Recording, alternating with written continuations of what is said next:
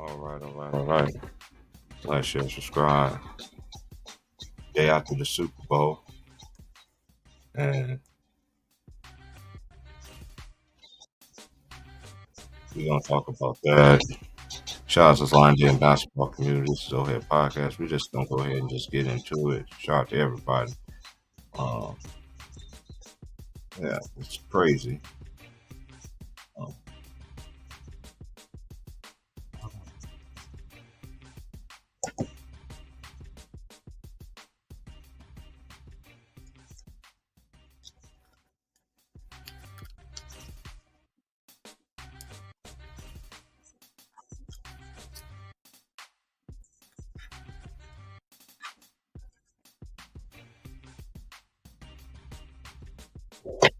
hold on.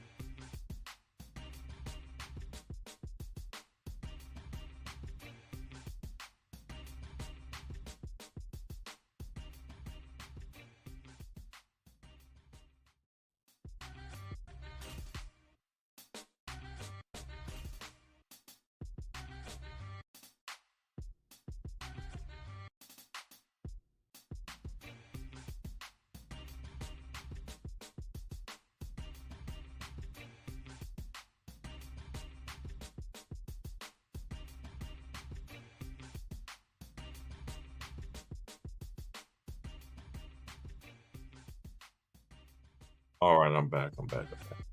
All right, so let's go into.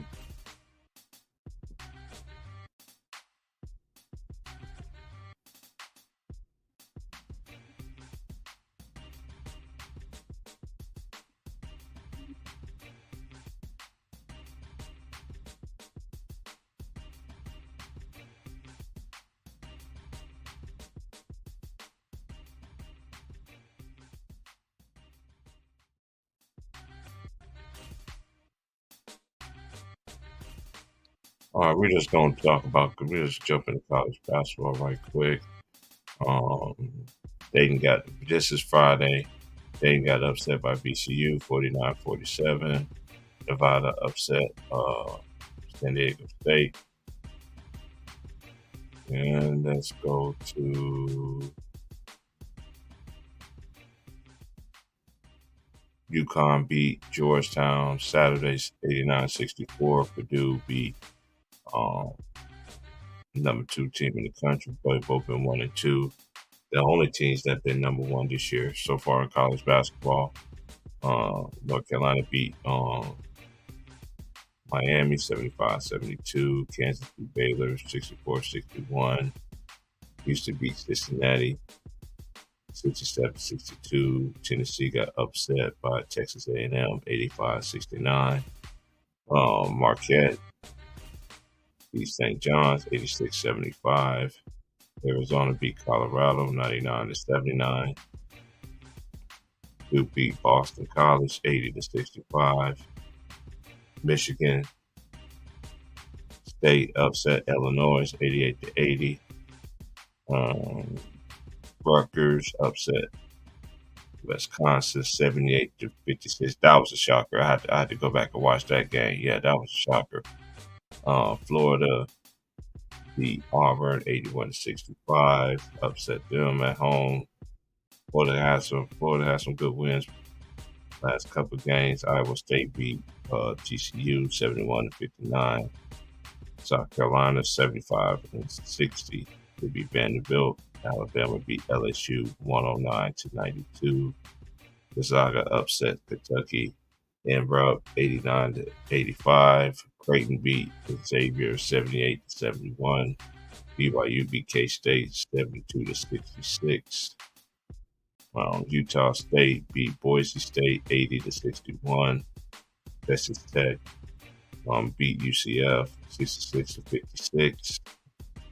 66-59. UNLV beat New Mexico, upset New Mexico 80-77. And do they have any games Sunday? Which yeah, I did watch this. This game, Florida Atlantic. That's one of the teams I've been watching this year. And then next year they'd be going to the ACC. They in the American Conference this year. They beat Wichita State 95-82. And let's go to the lady. Let's go to they should have one of the new rankings already came out. Let me see. Then I go to the lady.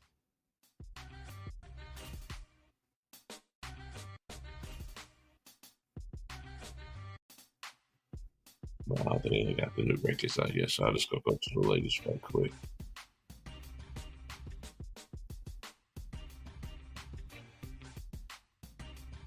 USC ladies play tonight on ESPN2. They'll play Arizona at home. That's who play tonight. Watkins. All right, let's see. Sunday, South Carolina beat UConn 83-65.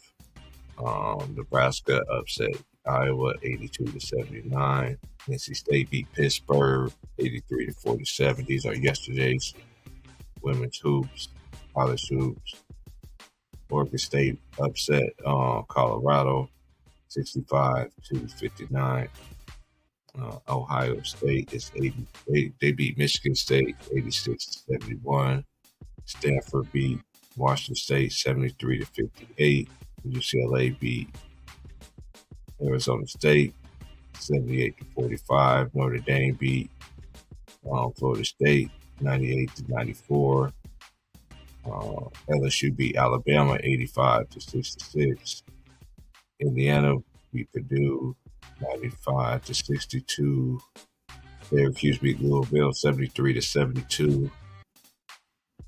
Virginia Tech beat Boston College 74-63. And Utah beat Oregon 70-48.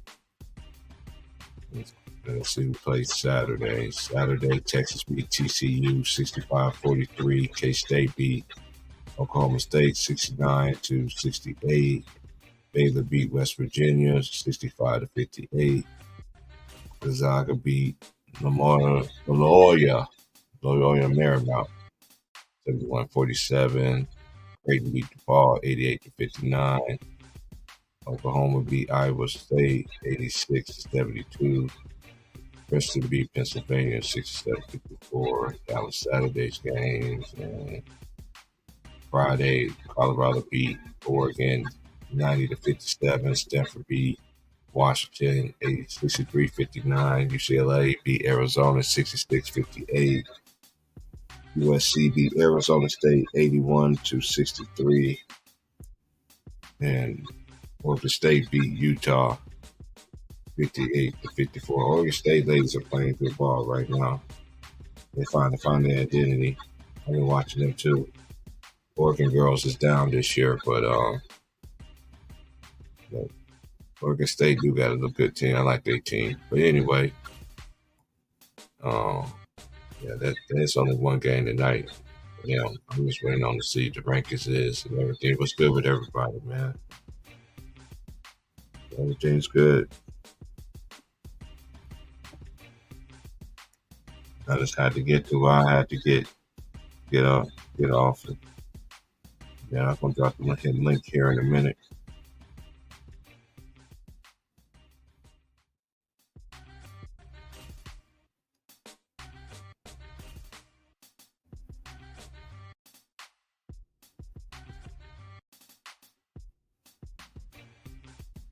I didn't watch the Super Bowl. I didn't watch the halftime show. I don't never watch that. You know, I didn't watch that. I didn't watch that at all.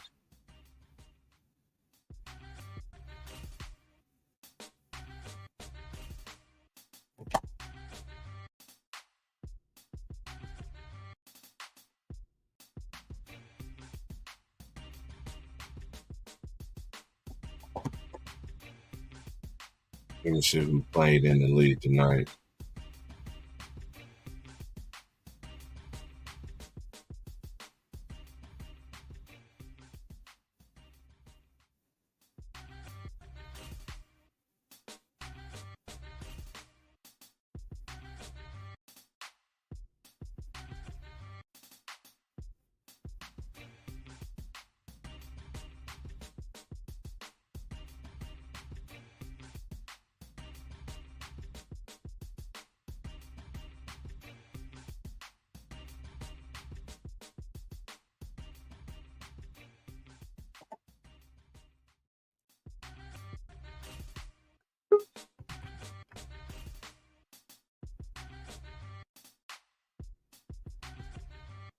Yo, Yo, what do T-Pray?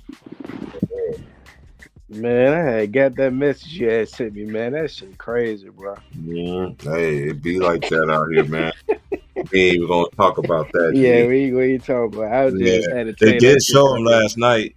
Because I said what I said on my last stream. I knew the Chiefs was going to win because they got to put a face on everything now that Brady is gone and yada yada yada You and notice how they trying to push that like LeBron and MJ, but it's they good version of it though with Tom Brady and him now. yeah. I've been like I said, I've been watching You this stuff. called it Like up last year though when he won it. I remember that. man, look. Me and Trey was talking about this last night. Yeah. They don't like Shanahan. Kyle Shanahan don't like what they like.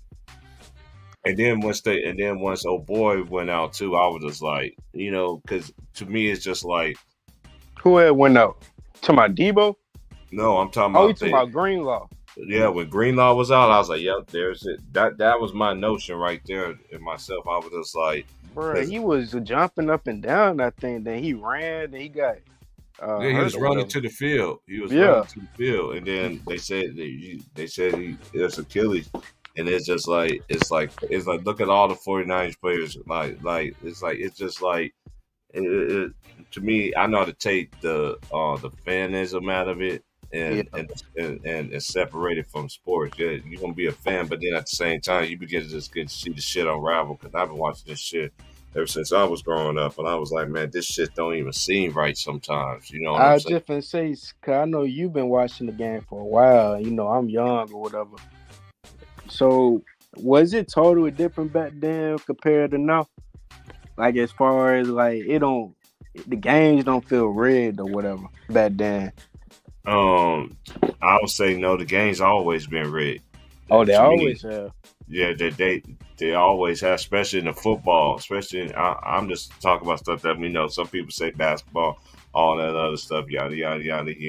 And we ain't going all deep into that because you do got people really think this stuff is really real. You know what I'm saying?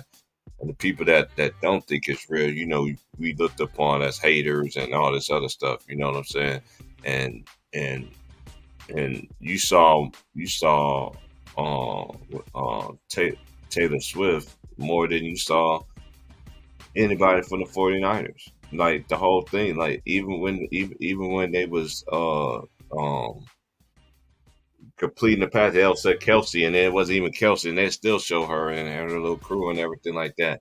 And then she won 4 Grammys and all that, and then they talk about. I seen that little take on ESPN that my homie sent me that they did on Sports and that they the most hated couple and all this other stuff on Twitter. I'm like, man, I don't even be on Twitter, because Twitter don't move me. Twitter ain't news. I already know Twitter was going to be the new source of news and all this other stuff. And I know it's not to separate the two. That's why I don't get myself caught up in all that stuff, man. And people just could take it how it is, though, man. But they don't like Shanahan, man. I don't know what Shanahan done, but they don't like, because you remember, they tell you the story as the story goes on. This is like Gladiator, like all the time, like Gladiator. You know what I'm saying? And look what the Chiefs had to overcome, and they were just showing the Chiefs how they were showing, and they're like, "Oh, we ain't never seen the Chiefs do this like all year long," and they're just like, and I'm just sitting there, just like, this is why I don't like listening to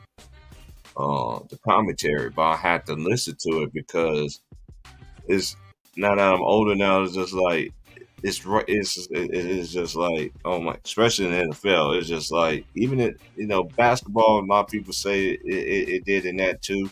Yeah, it did, but at the same time, you could just tell now too. Like who they pushing, who they want, and all that. Like it's like stuff is just obvious.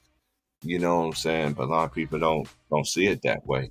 I mean, of course I'm going to watch it because that's all my dad used to do. That's all my uncles used to do. Watch baseball, watch watch. But now it's just crazy, man. It's just crazy. If you don't understand from my standpoint, you ain't gonna understand it. I've seen the jump been unraveling ever since I was growing up. I see you, Trey. Yeah.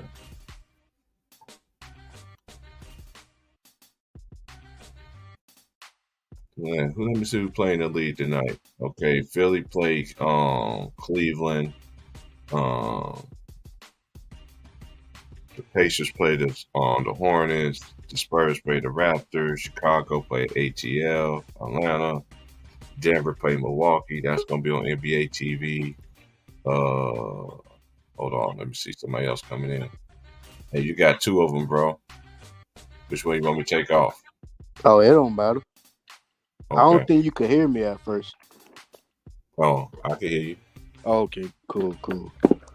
Now I was asking, did you check out Florida, Atlanta yesterday? Gotta check out what? Florida, Atlanta, and Wichita State. Oh, Florida Atlantic is like, I really think They barely won yesterday. Florida Atlantic. Yeah, Florida Atlantic. they They went put. overtime with Wichita State. Hey, this is the thing though too with Florida Atlantic. They're up and coming team, so everybody's always gonna give them their best. You know what I'm saying? Yeah, And then winning on the road is hard, especially in this year in college basketball. It's like it's really hard, no matter what conferences you are in. I You see know, that now because I think Wichita State they gonna be pretty good next year too, though. Cause and they gave Memphis a run for their money. You remember I told you about that last week? yeah, Memphis been still Yeah, trying to find that. They hit that little, they hit that the end.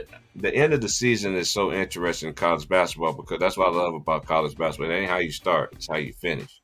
right. You're gonna go through those slumps, and you're gonna go through them ups and downs and everything. But how you close out like the final month of the season is really gonna tell me about a lot of these teams and everything, and especially all the perennial favorites. You know, Mm-hmm. which I think is going to be my perennial favorites right now is you got to put Mine, one. UConn. UConn. UConn is definitely in Purdue. Then the juggernaut, but you do got other teams that especially now. That's one thing that's unique about the college tournament, though, too, is because now people don't know you. You know what I'm saying? They still can scout you and they know about you, but it's not on a consistent basis. That's why conference play is so interesting because teams know your identity. They know what you run, what you like, no matter what play. Top of the day too, man. To y'all. Oh, salute, brother. Hey, salute, Trey. Hey, did you check out Villanova? They beat Seton Hall too. They upset them at home. Yeah, Seton Hall. This is Shaheem Holloway first year. Give him about a couple of years, man. Okay. Yeah, Oh, he's a first year coach though. he went Oh, I back didn't to know his that. alma mater. He was at St. Peter's last year. Hmm. Yeah, Yeah, he I took just to you think that Villanova a can make long the run tournament last year. still? Matter of fact, his team, the one that beat Zach Edey last year. Oh, it was. Salute to the chat, man. We see you. We see y'all up in there. Salute, chat. I see the shout out. Salute. Hope y'all having a good day, man. I don't know who's in the chat, but salute to everybody, man. Because I Hey, try not to salute. pay attention to chat. Sometimes you have them Man, real. me and T Price had to keep each other from choking some niggas out yesterday. Y'all gotta forgive me. I almost choked a couple Chiefs out. Duh, Trey. Man, I'm tired of this shit, man. Hey, look, I'm Man, gonna go real quick on it. yeah. If you look at it, and I'm just being real, all of the old football franchises that made the NFL what it is today, they have to suffer now. They have to make new teams. They have to lose to the teams that's always been trash. All these other teams now, the Bengals fit to start being good. Joe Burrow, he's gonna start taking down Steelers and all that. Like the Steelers gotta suck now. These are dynasties. And dynasties Hey, can't I'm win. glad I didn't realize that. We've been in 3 Super Bowls, bro, before Ray Lewis retired. One of those should be 3 of them should be ours. All 3 of them you want to keep it 1,000. But you mean to tell me the 49ers, prolific tight end, prolific running backs, never really went without these things. Running back, linebackers, we always in there. We can't win one no more. We just got to be the team to win. We got to be the team for you to beat, so you can say on your resume, we beat the fucking 49ers, and it means something when you beat us. That's what it is. And Cal Shanahan, I don't know what the mother they got against you, but every time you in the Super Bowl, ever since the Falcons, buddy, you always got to lead, and they beat the shit out you in the second half. It's something in that, and I'm gonna look into it. You better fix this shit, NFL. I'm finna start looking into y'all like I look into the NBA, because I'm tired of this shit. I'm supposed to be walking around with some San Francisco Super Bowl shit on right now, nigga. Hey, Trey, on God, I ain't realized that. Like, really though, all the bad teams are good now. They contenders. Yeah. I I ain't mean, think about that. all because they look, now they gotta let them make money. New generation, a whole new our generation. Look, my generation, your father generation, and maybe before that, all these teams that we know as dynasties and franchises, they were good. Lakers, 49ers, Oakland, Raiders, like all these teams were great. They were great teams for years. Now they like, damn, these owners are something. They're complaining. Well, you know what? Let's put some money in Jacksonville, Florida. Let's go on and make the Jaguars good now. And let's make them start beating people. Oh, the Dolphins been sucking since Dan Marino, but let's start making them good and sending players over there. You got to pay attention. Tyreek Hill, you just up and leave Pat Mahomes and go over there with a quarterback that you don't know about? This is forced shit. This is where they say your career is already foretold. You're just in the story. Yep. Detroit too. Look how long it took Detroit to make it. And then they should have beat the 49ers. They should have won. They did in the first half, but they didn't. It's about the money. It's about the money. It's about the money and the stars. Look, 49ers, who we got? Kittle, Debo. Debo ain't as big as Patty Mahomes, how they got him big. And Kelsey, he's dating Taylor Swift. Like, what we got on our side that when we win, it's going to make it like, ooh, whoopie-whoop ran on the field and they was hugging. They got too much star power over there. Just like Tom Brady, Giselle, and all that shit. Mm-hmm. When we all knew Peyton Manning should have been there, not your ass. Yeah. So it's the same thing. We see the 49ers. 10, look, this is how they make it so obvious to me. This is how they make it obvious. Y'all, we're playing good football. There's no such thing in me. I done played sports all my life as a kid. If a team was tearing our ass up in the first half, they still tore our ass up. We probably just start scoring more. We start playing better. But they still was playing better too, though. You can't just stop scoring. You can't just stop not doing nothing, leaving niggas at 10. That's impossible. I don't care. You don't come away with 3 points, no nothing. Start doing turnovers, penalties out of nowhere. Every play that we get 20 yards, penalty. No, it's Atlanta Falcons all over again. Mm-hmm. All over again.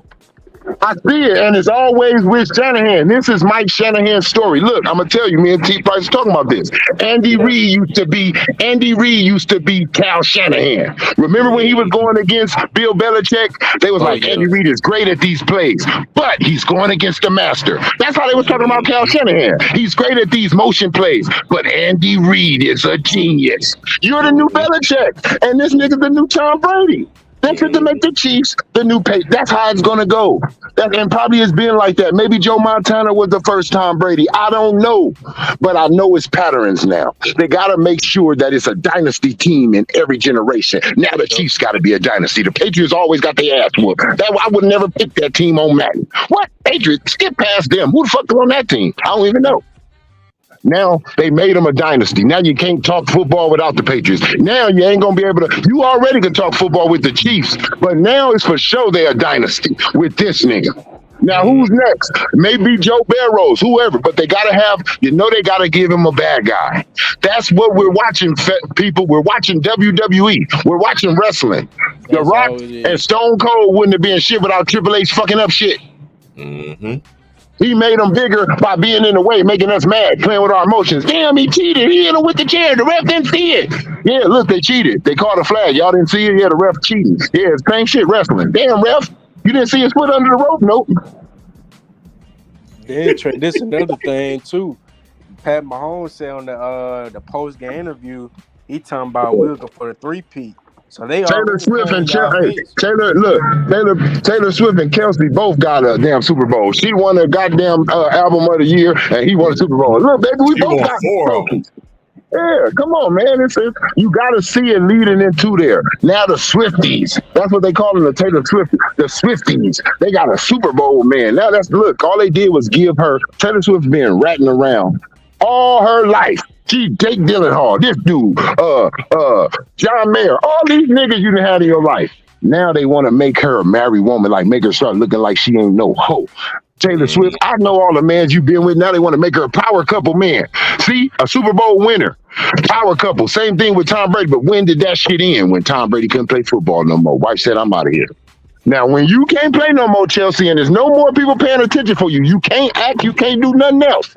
Taylor Swift gonna leave you, nigga. Because right now you're the hype for her. But when you cannot no longer match her in star power, it's over. That whole relationship is a hoax. You can look at them and see that they are not in love. You can tell that they kiss was time right now. 1, 2, 3. Stage. Man, all that shit, man. I'm tired of it because they destroyed my whole dreams, man. When I was a kid, I was into this shit. They had me blinded. I thought shit was real. And now I know shit is tampered with. Ever since, even my Kobe years, my Michael Jordan, all that shit been tampered with. I know it. Y'all just can disguise it better because I was a kid. I didn't know how to decipher shit. But I know how to decipher shit. I know now was just too goddamn obvious. I said, they're going to make the game close. Look, in the beginning, this is a Super Bowl. It looked like the 49ers will fit to tear their ass up 10-0. It looked like all the 49ers fit to whoop their ass, which is the better team. These niggas' defense ain't nothing compared to ours. But all of a sudden, y'all talking about the cornerbacks can shut down anything, anytime. When did y'all say this in the season? They do got some all pros on their defense, though. They got some all pros, but they've been getting their ass chewed up, though, during the season. They ain't have no hellified record. The 49ers had the team to match up with Patrick Mahomes. Man, we had the perfect team, the perfect quarterback that could throw every kind of throw you need. You don't have to hide him. What they do, they make us look. What they did, I'm gonna tell you how the storyline go. It's just everything perfect, right? Look. Oh, no one's ever ran a punt return back in the Super Bowl. Oh, look, a fumble type of punt return. Well, man, why you say that? The dude said you just had to say something right before the punt return. Tony Romo told him, you janky nigga. He basically told him he was a jinx. You knew to say that before something happened in there. Why did he choose on that punt return? He could have said on the first punt return of the game, there has never been a punt return in the NFL for the Super Bowl. But he chose that one where something fucked up at. Come on, people. WWE Trey, like you said. Yeah, Yeah. WWE, man. It's like we know. Look, if we see two niggas come out there and do a promo, Action. look, we see them do a promo, we know one of them niggas gonna interfere in each other's match later on tonight. One of them niggas don't like what he said. They gonna come out there and bust this nigga in the back of his head at the end of the match. Yeah, and that's what they did to us, bro. We was whooping this nigga ass, and nigga came in and bust us in the head. Look, all these little open plays. I said the same thing. I said, watch this nigga, and look who it had to be. The play that Kelsey does is the play that really won the game. Even though he didn't get the touchdown, him getting that close made the next play happen. It had to be a star that do it. They kept talking about Patrick Mahomes. I just felt like I was watching a Tom Brady game. He's so great in these moments. Y'all wasn't saying that shit when he was going against Tom Brady. He's so calm. Look at him. I just heard this shit for years. Y'all said this shit about Joe Montana. Y'all said this shit about Steve Young. Y'all said this shit about the Dallas Cowboy quarter. Every quarterback that ends up winning a Super Bowl. Drew Brees, all of them. Once they win a Super Bowl, y'all, they're so great at this. They're so calm. Man, shut the fuck up. Yeah, they ain't great at this shit. This nigga was beat. Nigga, after halftime, you mean to tell me my squad forgot how to play football? We forgot the winning solution? I don't care about adjustments. Yes, you can adjust, but guess what the other team can do? If you're whooping this team ass, you don't have to adjust that much. You just have to tweak a little something that they figured out. Just a little something, and get back to doing what you was doing. I'm telling you, like I told T. Price, if we was playing one-on-one in basketball and he got 10 and I got 2, there's no way I'm just going to stop him at 10 and all of a sudden it's 9-10. No, he's going to still be playing good basketball. I just probably find my rhythm and start scoring now. Now we trading baskets. That's what I expected. We should have still been 10 points ahead of them, trading baskets. Now we can't even get field goal. Now we couldn't even get in field goal position, nigga, and get 3 points. You know how they stopped us from doing that? Turnovers, penalties. 49ers can get in the field goal position. They say, how can we keep this? Because look, we know this team can get in the field goal position. How can we stop them, though, and make it field flags? That's how y'all stopped us. Kittle, do a good play. Call that shit back. This nigga, Jenkins, do a good play. Call that shit back. Debo, call that shit back. Running the ball. McCaffrey, call that shit back. Damn, nigga, just tell us stop trying to win. And Trey, I know you're a 49er fan, so you noticed this. How did George Kittle only have 2 catches for 4 yards? Come on, bro. Kyle Shanahan didn't even use him for real. Remember this play? He goes out, run out to the hall, to the tunnel, remember? Then they did a little... They was talking about the block didn't go right. The nigga did the holding the fill-in tight end. Look, it's a story to go with it. Oh, I know George Kittle wish he was out there, right? Well, it's funny that he came right back out here when the damn play they had to say, get out of here. Get out of here real quick so we can bring the other tight end so we can do the fuck up. Get out of here. That's what they did. And then he came back, remember the nigga who fucked his finger up on the Chiefs? His finger fucked up, but he's sitting on the goddamn ground. It's your finger, but you're on the ground laying down, giving your team time to rest when we was driving on your ass.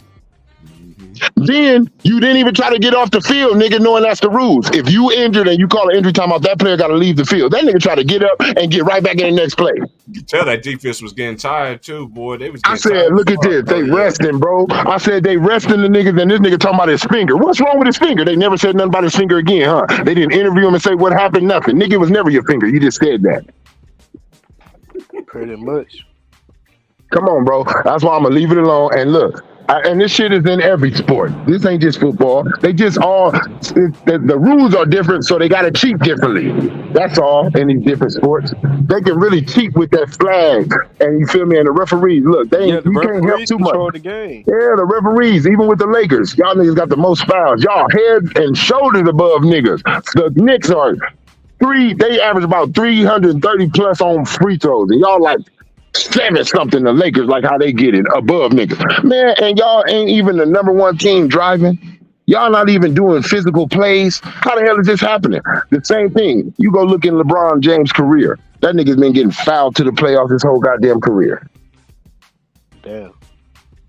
That nigga been getting that team that he had with Vucek, what's that dude? Sergio, that team he had with them, where he went to the finals against the Spurs. Go watch how many fouls they got. They led the damn league in fouls. That team, nigga. That makes sense. I'm not no fool. I ain't no goddamn dummy, nigga. For history to be made this much perfectly, for them to line shit up all the time. Nigga, y'all, it's man-made. Y'all tinkering with the shit. Who you think you're talking to? They're tinkering with it. It's just perfect when we see these Tom Brady's. He's always had a winning drive in every Super Bowl. Man, shut the fuck up. He ain't always had a winning drive. It was a field goal sometimes, you goddamn liars. They never say that. Oh, y'all gonna use? Oh, but he threw the ball down there to get him down there to the field goal. No, a real fucking winning postseason drive is when your quarterback do what Patty Mahomes did yesterday. You just go into the end zone, nigga. That's a fucking postseason drive to me. Hey, when Romo, who Romo reminded me of? Mark. It's like that situation with Doris Burke and Mark Jones. Well, Mark Jones came out and said that the Hawks was going to play in the games. It was going to play in the game 6, and there was actually game 5. And Doris Burke looked at him like, "You big ass dummy." Hey, remember Bubba Smith? Remember Bubba Smith? Remember Bubba Smith? Police Academy? Check this out, everybody. No lie. Go look it up. Everybody listening. Go look up Bubba Smith interview with Michael Irvin, Tom Arnold, and somebody else on this old ass football sports show they used to have. That nigga said it was the 3rd Super Bowl ever. This how far I go back in history, nigga. I wasn't even there, nigga. But I go and study. This is what I tell y'all to do. Instead of coming in here talking, running your damn mouth because you like somebody. I listened to that video this morning. This nigga said, this is why that happened. And he said it. At the end of the day, yeah, we lost the biggest game of our lives, but it's just the biggest game of our lives. It wasn't going to change the world. But if they would have won that game, there's no NFL today. There's no merger. Niggas don't make bread. So they needed that game to win. They needed the AFL to lose. Wow. They were always the better team, hands down. They beating that team. He said it. He said, "Look at our quarterback." In his interview, he said, "Look at our quarterback." He said, "How they do it?" He didn't tell him too much. He said, "You trying to get me killed?" He said, "But I'm gonna tell you this." They went to the quarterback.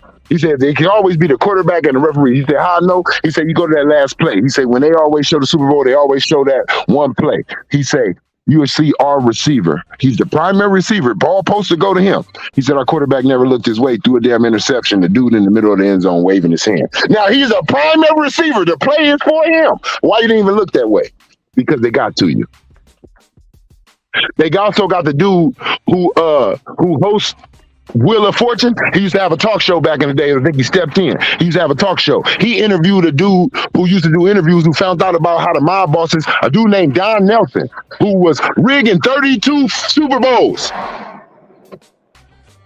Hey, matter of fact, y'all want to know what we're talking about? You got your due diligence. I'm not gonna shout out the homie name on here, but yeah, I watched that video this morning, Trey. I was like, I've been seeing it. I seen it too, just to But yeah, but I'm glad that whatever he seen last night made him say, "Let me go look some cheating shit up."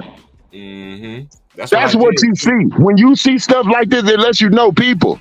I'm not saying it because it's my team. I done got on here with T Price and we done screamed for the Saints when they got cheated, when the nigga got hit before the ball ever got to him. I don't like no one getting cheated. I want to see who's better. I need to see who's better. That's something that I live for, is to see who's better. Shit. What do you, man? That's what I just need to know. Who did a job better, sir? Who can you really beat me? I hate to know if somebody cheated me and I'm over here thinking that this nigga better than me and I know you not, and then I find out you really not, you cheat me? Man, it's gonna be some hell to pay. Yeah, why do you guys y'all think these football players, what's that dude said? I forgot his name. He used to play for the Houston. Whatever that team is, Houston Texans. He was the running back for him before he got hurt. He used to be one of the elite running backs in the game. You talking about Foster? Yeah, Foster. That nigga told people that they had a script, nigga, to how the Super Bowl was gonna go the day before it went. It was an interview, wasn't it, Trey? Yeah, why y'all think these people be lying, my nigga? Y'all think these niggas be lying because they lost? Hell no, they rich. They don't give a fuck. They know what the fuck going on. I'm still rich, nigga. That lost. I'm mad we lost. And look, you know what it really is for them? I see these sports niggas when they come out and tell the truth, they feel like me. Nigga, I was a little kid watching niggas catch the ball saying I'm gonna go to Disneyland, thinking they earned that shit. And this whole time, a nigga wrote that win out for your ass. He wrote the penalties out. He wrote the touchdowns out. He wrote who was gonna be stupid today and who wasn't. Like, you know what I mean? All that shit. Like, nah, man, don't nobody. That hurts your heart knowing that the shit your parents sacrificed for money and everything is a hoax. Whole time, yeah. Salute straight to It's people out here breaking themselves, man, to send their kids to a goddamn acting theater. That would seem like now. It seemed like whatever team can make them the most money. Yeah, it's like that. It's like that Tyrese emoji, man. That's how. What I say, go look at what we said yesterday, P. Price. Go look at their face. Go look at Devo's face. Oh, I seen them, man. Go look. I know you don't want to get happy. But the way they look, I'm gonna tell you how I seen their face. It was like, y'all know we ain't gonna win. Fuck them stupid points and all this shit. Like, that's how I felt in the inside. I'm like, y'all know that they fit to make these niggas. Like, look, all they did was add to his legacy. The way the comeback was, the close quarter. Like, at first it wasn't like that. They brought the viewers back. If you're a 49er fan or a Chiefs fan, anybody who was leaving who felt like the Chiefs was losing, or you felt like the 49ers was going to lose, they made you stay your ass right there because they kept the fucking score tied up. You can't leave right now. Hold on, it's tied up. You don't know who's going to win. Anything can happen. So they got everybody fucking sitting down in the house. They making sure you're going to watch this whole full game out to the last fucking minute. And if we see any of y'all leave, if we see any ratings drop, it's going to go double overtime. Hey, Real Latif spoke fast. He said Jalen Ramsey even exposed some shit too. He said it was scripted for Tom Brady to win. You remember that year Jacksonville played the Patriots and they were dominating the whole game? Mm-hmm. And they had let Tom Brady come back. Yeah, and I remember. But look at that game. Let's just look at the game in general. Look how the 49ers defense was getting in there. And there was a couple of plays that Bosa got out. You see what he said? You see what just as much. Look, I'm gonna tell you this: just as much holding. Our quarterback wasn't moving as much as Mahomes was. I'm pretty sure them niggas was holding us to keep us from getting to Mahomes. That nigga had to move in the pocket. They don't know where he's moving behind them. You mean to tell me them niggas wasn't holding? Y'all can show our players in slow motion holding, but slow motion they players. I guarantee you, some of them niggas is up under a nigga collar, pulling them another way. No, it videos of Nick Bosa on Twitter being held. Multiple plays. I'm telling you, people waking up. Look, 49ers, I'm going to say this. We were supposed to for sure win 2 of these Super Bowls that we didn't, out of these 3 that we didn't been in. You want to give Ray Lewis that shit? Give Ray Lewis that shit for that bullshit ass retirement that you called in the middle of the playoffs, nigga. Mm-hmm. Why?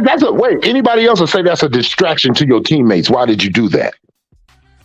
Then the lights your teammate. Yeah, the lights went before us. They said they before us. They before us though. Feel me? The lights went out for us. Well, you know what?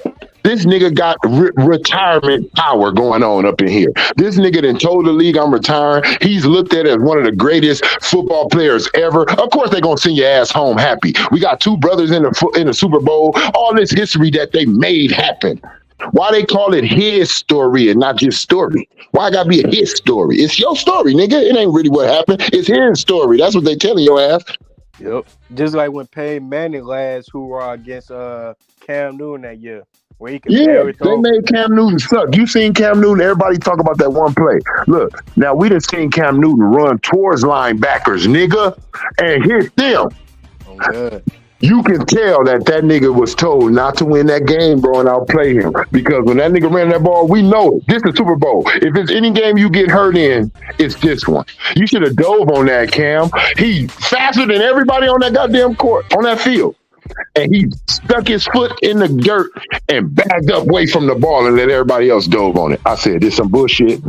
Hey, this is when I knew. This is when I knew that like the same thing happened in the Super Bowl against the Chiefs the last time, where we go back for the punt return and it hit a player's leg all of a sudden, of a foot. It happened in the last time they played in the Super Bowl.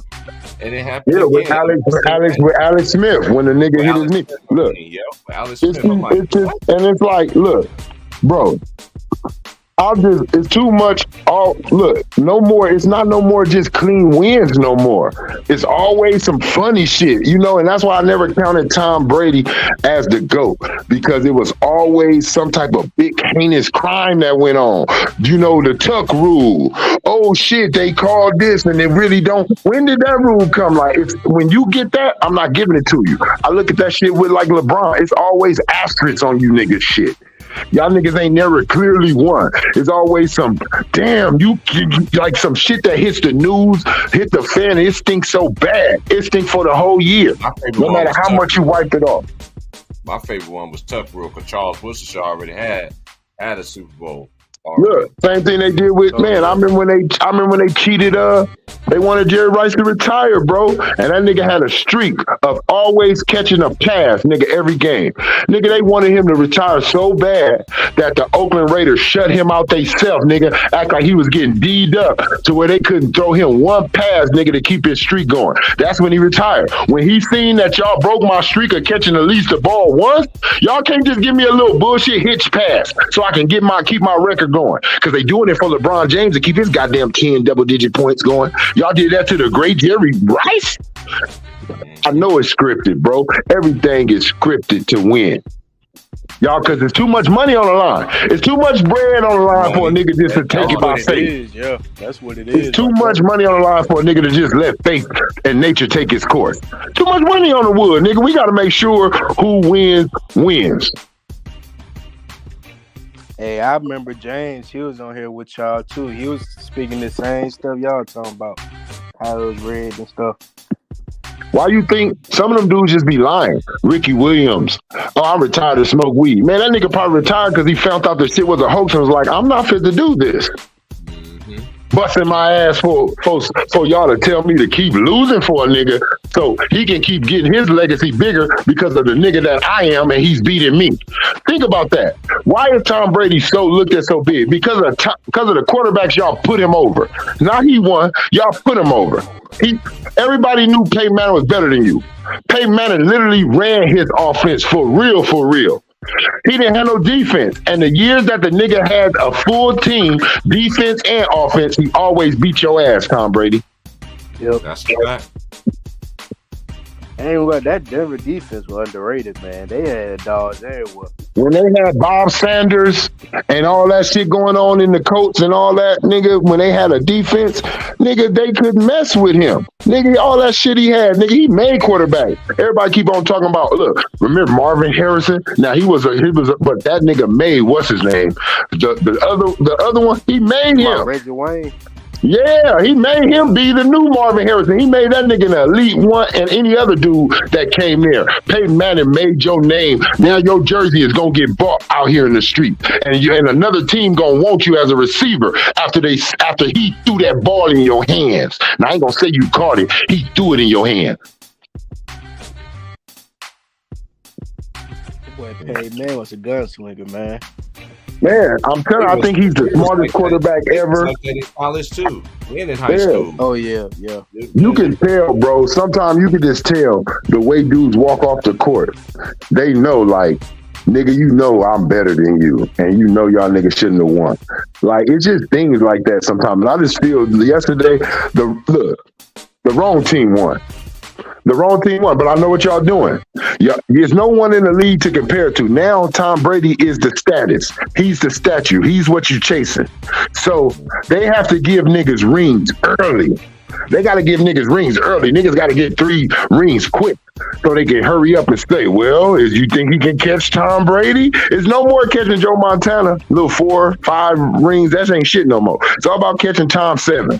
I don't know why they always dismiss Joe Montana too, and he undefeated.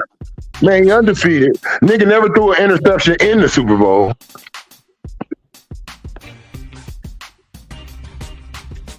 But hey, what the hell do we know? We just was watching the same niggas they was watching. Mm-hmm. Yep. Man, how y'all feel about the Lakers fans talking about? I'm glad you said that. I'm glad you said that. T Price, what I tell you? T Price, what your little bro tell you? I said, don't make no goddamn stream. Hold on, I'm going outside. I'm about to blaze right quick. I gotta hear this. Yeah.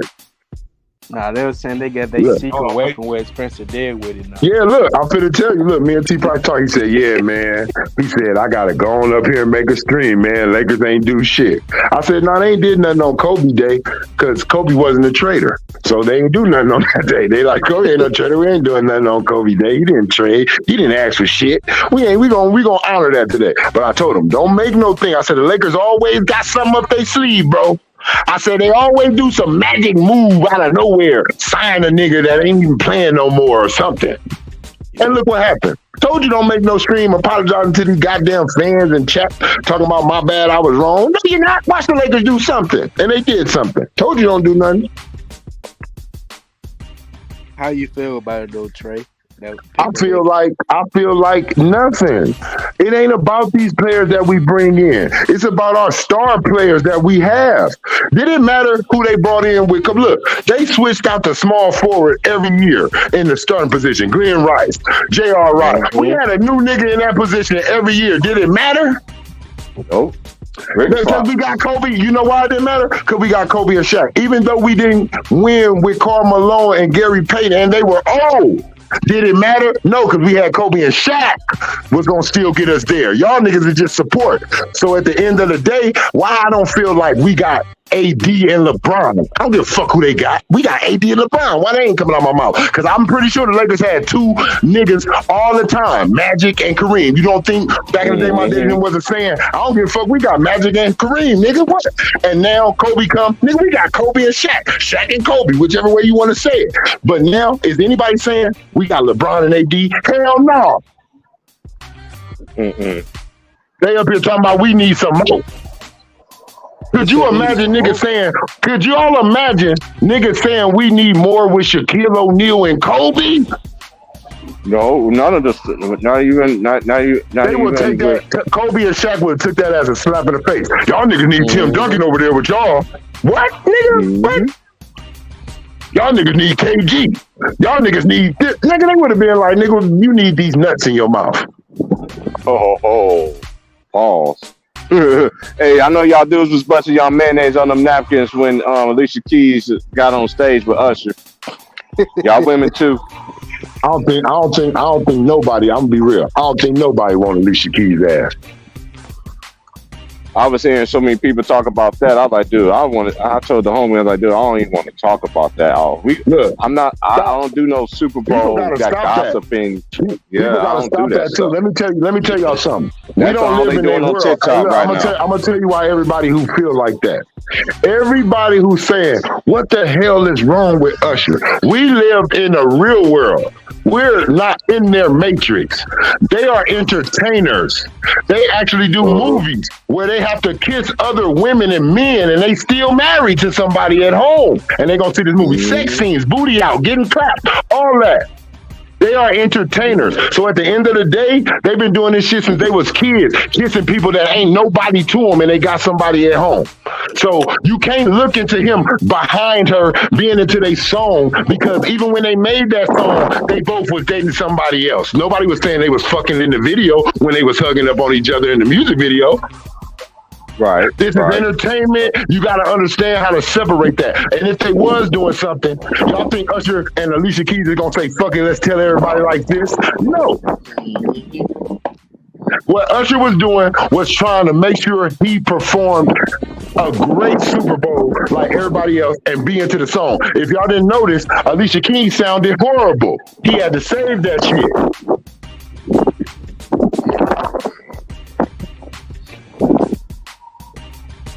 I don't even watch that halftime shit. I don't even know either because Alicia Keys sounded hoarse than a motherfucker. Man, I ain't watch it either. I went outside and blazed my little pre-roll. That's what I did. Then I came back in and rolled my. Matter of fact, I tried to call Trey at halftime. Soon to hit halftime, Trey didn't answer. I was like, shit, I'm talking to him after the game. The last real halftime show I watched, I peeked in. I didn't even watch that one. Last one I watched was Prince. I peeked in on it. The last one I watched was Michael Jackson. I'm talking about fully watched, nigga. Was Michael Jackson, nigga.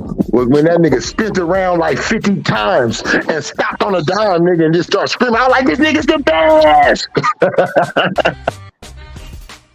You couldn't That's tell when I me watched nothing the about. Prince. You couldn't tell me That's the nothing. last Hey, one I'm I sorry. watched. I'm gonna tell y'all something though. That nigga Usher. I'm gonna give Usher his. I'm gonna give Usher this on entertaining. I don't know your ass personally, and I don't want to. But off of what I know of you, that nigga's a legend, man. That nigga's one of the best performers ever, man. That old ass nigga still got it. Them feet was still moving out there, y'all. That nigga look like a football player, Mhm. switching them feet over the field. Nigga, I'm like, look at that nigga doing a football move. Hey, Jason but you know Kidd what? said, It's "Fuck just, that. She won't I'm be just my saying. wife At no the more end of after the that." day, us as young niggas, Oh like yeah. us, Oh us man. being younger, we grew up with Usher. So it's Mhm. to me, I take pride as in seeing somebody that I grew up watching still Hey, doing his Usher thing, came bro. out. Usher came He's out when I still was a relevant. freshman in high school. Come on, man, look, and he's still relevant. He's still shining, bro. You know how Hmm many niggas that we He got a grew up new listening album to their out music? too. They not even here no more. Look, R. Kelly, gone. All these niggas that ain't survived, bro. Look at what's happening to P. Diddy. Hey, I'm gonna give him his flowers. Usher, you survived so far, and you still popping, bro. Keep on doing your thing. And I'm not like everybody. Normal people, I ain't know normal what men. Jermaine Dupri. What did Jermaine Dupri had on last night? I don't know what you had on, brother, man. Everybody in the comments was that tagged me. Hey, to my homies, please stop doing that stuff. Stop tagging me, because you're gonna have one of these little crazy little fans that's gonna want to sit there and want to tag me and some stuff. Hey, y'all gotta get stop. Hey, that thought that nigga was CeeLo Green last night, bro. Hey, I ain't know like I what he said, had on. they live in I a, don't they watch live in that. a, I seen the they picture live in of a it, different and my world than lord, us. I keep telling people they live in a different world than us.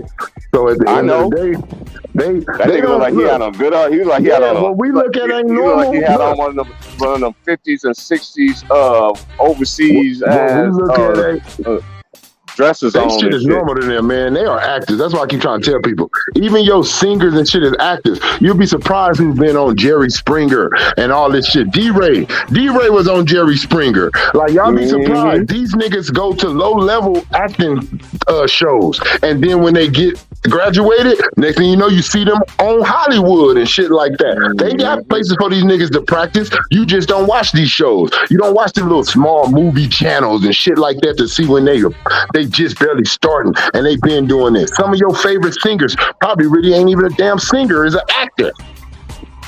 Be training them up. Mm. So, Yeah, they be training them up, man, for so many things. I'm out multi-talented. Like, man, look, I don't know what you is. I don't know. I don't care, but I know you live a different life than me. See, us as normal people out here in the world, we don't even want to see a cousin. I don't care if it's my girl cousin. That nigga better not hug you from the back like Usher hugged Alicia Keys. You hear me? I don't care. Hey, I didn't even know Nobody. this though. Let me ask y'all something. Did they show? I didn't know they showed LeBron. Oh, that's why Romo said, he like LeBron James, he's the standard or something. I don't remember what he said though. I was walking out the door. LeBron is not the look. LeBron is not the if LeBron's this is where that's a lie at, right? I'll show you the lie real quick. I'm gonna eat that up. LeBron is not the standard because if he was a standard, he would retire. There's no one else to chase. He's not the standard. no, I The know what standard is T-Price still talking Michael about. He Jordan. talking about Romo said MJ the standard, I think, when he was comparing Mahomes. But I Yeah. know when they were talking about LeBron, he did say something to the thing that Oh LeBron, yeah, he's he this and that. said LeBron. He gave LeBron his props about something. Oh, okay. I heard something about that. You know, hey, this is the thing. LeBron Everybody ain't think I shit. hate. LeBron ain't shit. I don't look at LeBron like Every that. time LeBron, hey look, every time a special moment come up, I want people to know his history. Every time LeBron passed somebody up that was a legend on the scoring list, he lost the game that same day. When a Yeah, nigga passed Kareem, he lost. When a nigga passed Jordan, he lost. When a nigga passed Kobe, he lost against He Philly. lost. When the nigga loses every time, it's something to pay homage to people. When the nigga you didn't show up for Kobe, you lost the game though. Against who? Denver, nigga, who fucked his career up in the first place. Hmm And you know That's what he meant to Kobe, Yeah. he had them big accolades. He be What you winning. think? Look, LeBron's so cold. He know that. I know Kobe caught that case in Denver, so I'm gonna put it like this: he lost that case, so I'm gonna lose this game.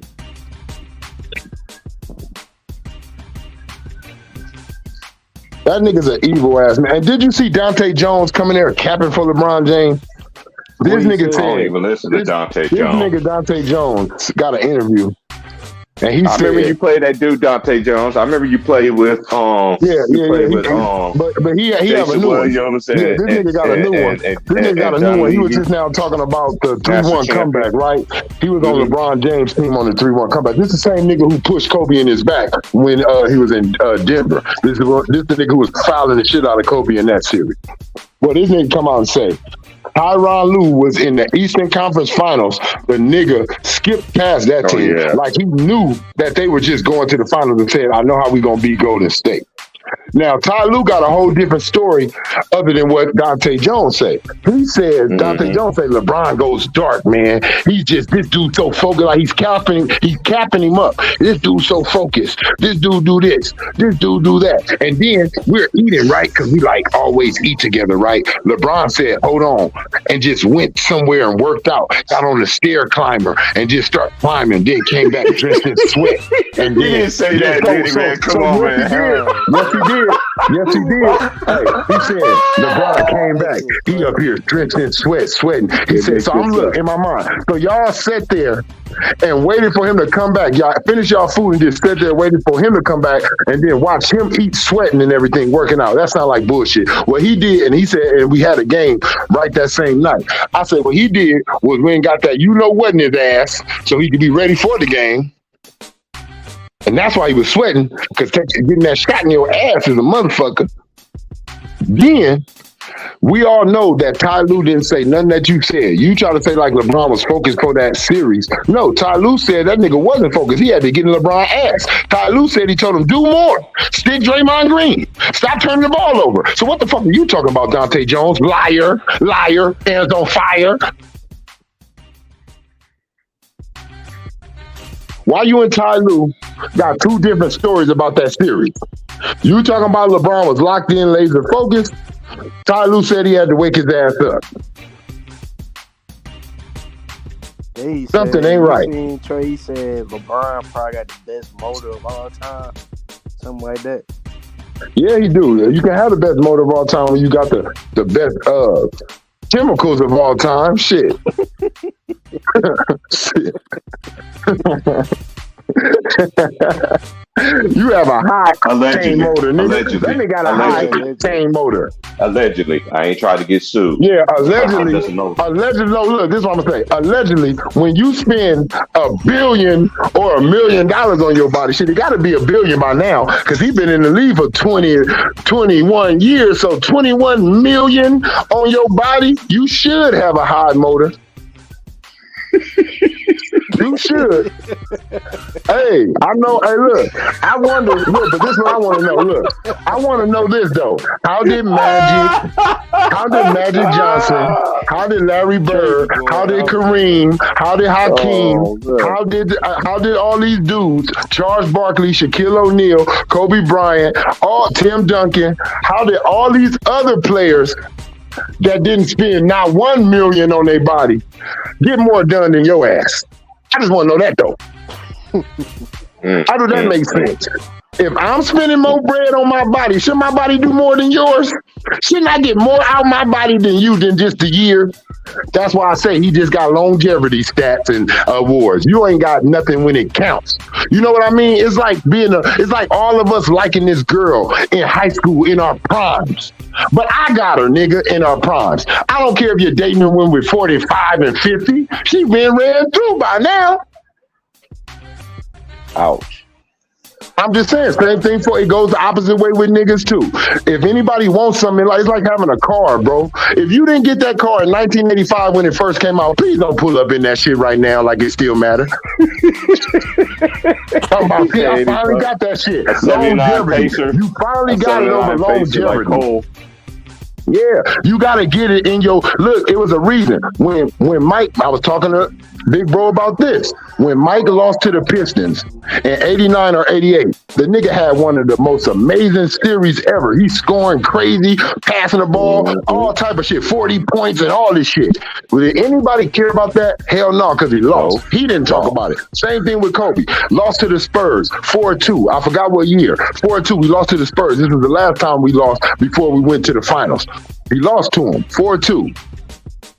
Nobody talked about Kobe's averaging 32 points that whole goddamn series, wearing their ass out, scoring 40 and all that in it.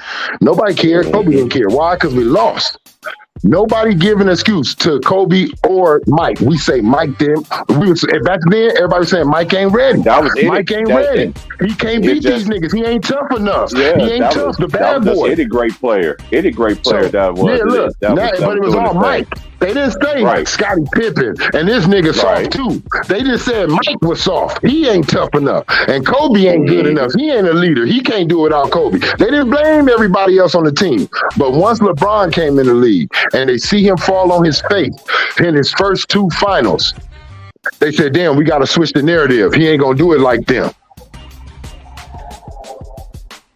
And they switched the narrative to LeBron averages triple-double. Blame everybody else. Well, why y'all didn't do that to our previous stars? When they ass was balling out, holding, carrying their weight. If you want to say it like that, Tracy McGrady. Look, we talk about Tracy McGrady right now today. Say he couldn't get out the first round. But Tracy McGrady was scoring his buckets, his averages. What about the rest of the bums? See? Now they call everybody bums, except for him. We don't do that.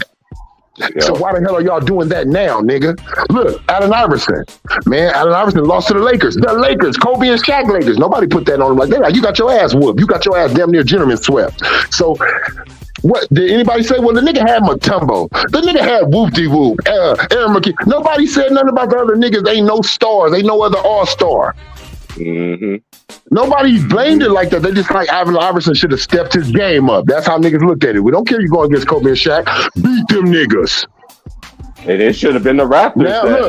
This is what I said that for. This Milwaukee squad. You got the Golden State Warriors. Look, you got the Golden State Warriors, right? Look, you got the Golden State Warriors, right? Look at the excuse, right? I'm gonna show you the difference. Allen Iverson by himself got his ass whooped by Shaq and fucking Kobe, nigga. Either one. Look, the second most dominant center ever, but in his generation, the most dominant in the modern day era, Shaq. And then you got one of the top three ever to play the game, Kobe Bryant on that side. How? Nobody said nothing about that. Nobody looked at that with Allen Iverson. But when it comes to LeBron, well, he's just playing against the greatest shooter ever, and he's just playing against the smash better than Draymond Green and Kevin Durant. This is the era of the excuses, bro. This is what it is. Because we've been preaching this ever since we got Did we do that though, bro? Look, did we do that when Allen Iverson went against that juggernaut? Hell no. Did we do that when Michael Jordan? Did we do that when Michael Jordan went against the Pistons, the Boston Celtics, these franchise dynasties that we know he can't beat that goddamn team? Hell no, but we still made it. We still felt like you better. This is why I don't understand when people be like, "Oh, he couldn't beat Larry Bird and them." They was already a made dynasty, dumbass. No, I'm gonna tell y'all. Look, I'm gonna tell y'all what I'm gonna tell them what they say with LeBron. Well, he was only playing one of the greatest fucking teams ever assembled. Nah, man, they didn't win a championship. The Bulls team still is the greatest team. I'm saying the Boston. That's how you got to do them like they do LeBron. With the Boston and Jordan thing, you got to be like, well, he only was playing maybe one of the second greatest team ever assembled as in star power. Hall of Famers on that damn team. Come on, bro. Y'all. So look, y'all want to say that LeBron wasn't. Well, LeBron was supposed to beat that Spurs team, Tony Parker, and all right, Michael Jordan was supposed to beat Larry Bird, nigga, and them. Who y'all interested in seeing right now? As I'm still watching. I'm still watching the teams that I'm watching on the NBA. I'm still watching this. I'm still watching the Kings, the Lakers, and the West. I'm Golden State because they play out here locally on Hulu. I'm still watching Orlando. I'm still watching the Pelicans, and I am watching Boston just to see how they are. And I was watching Philly, but I stopped watching them because since Joel Embiid went down. But I do like Maxey though. I think Maxey is nice. I want to see how Orlando going. How they gonna end out the season? Because the last couple of years they go on a nice little run.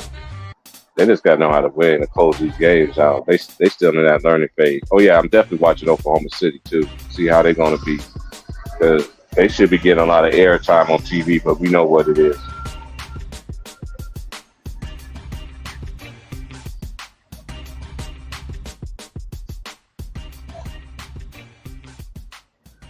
Oh, you know, you was in the back, brother. Oh no, you good, T-Park. Oh yeah, I just I saw. I fell was sitting out. up looking. Oh, okay. Yeah.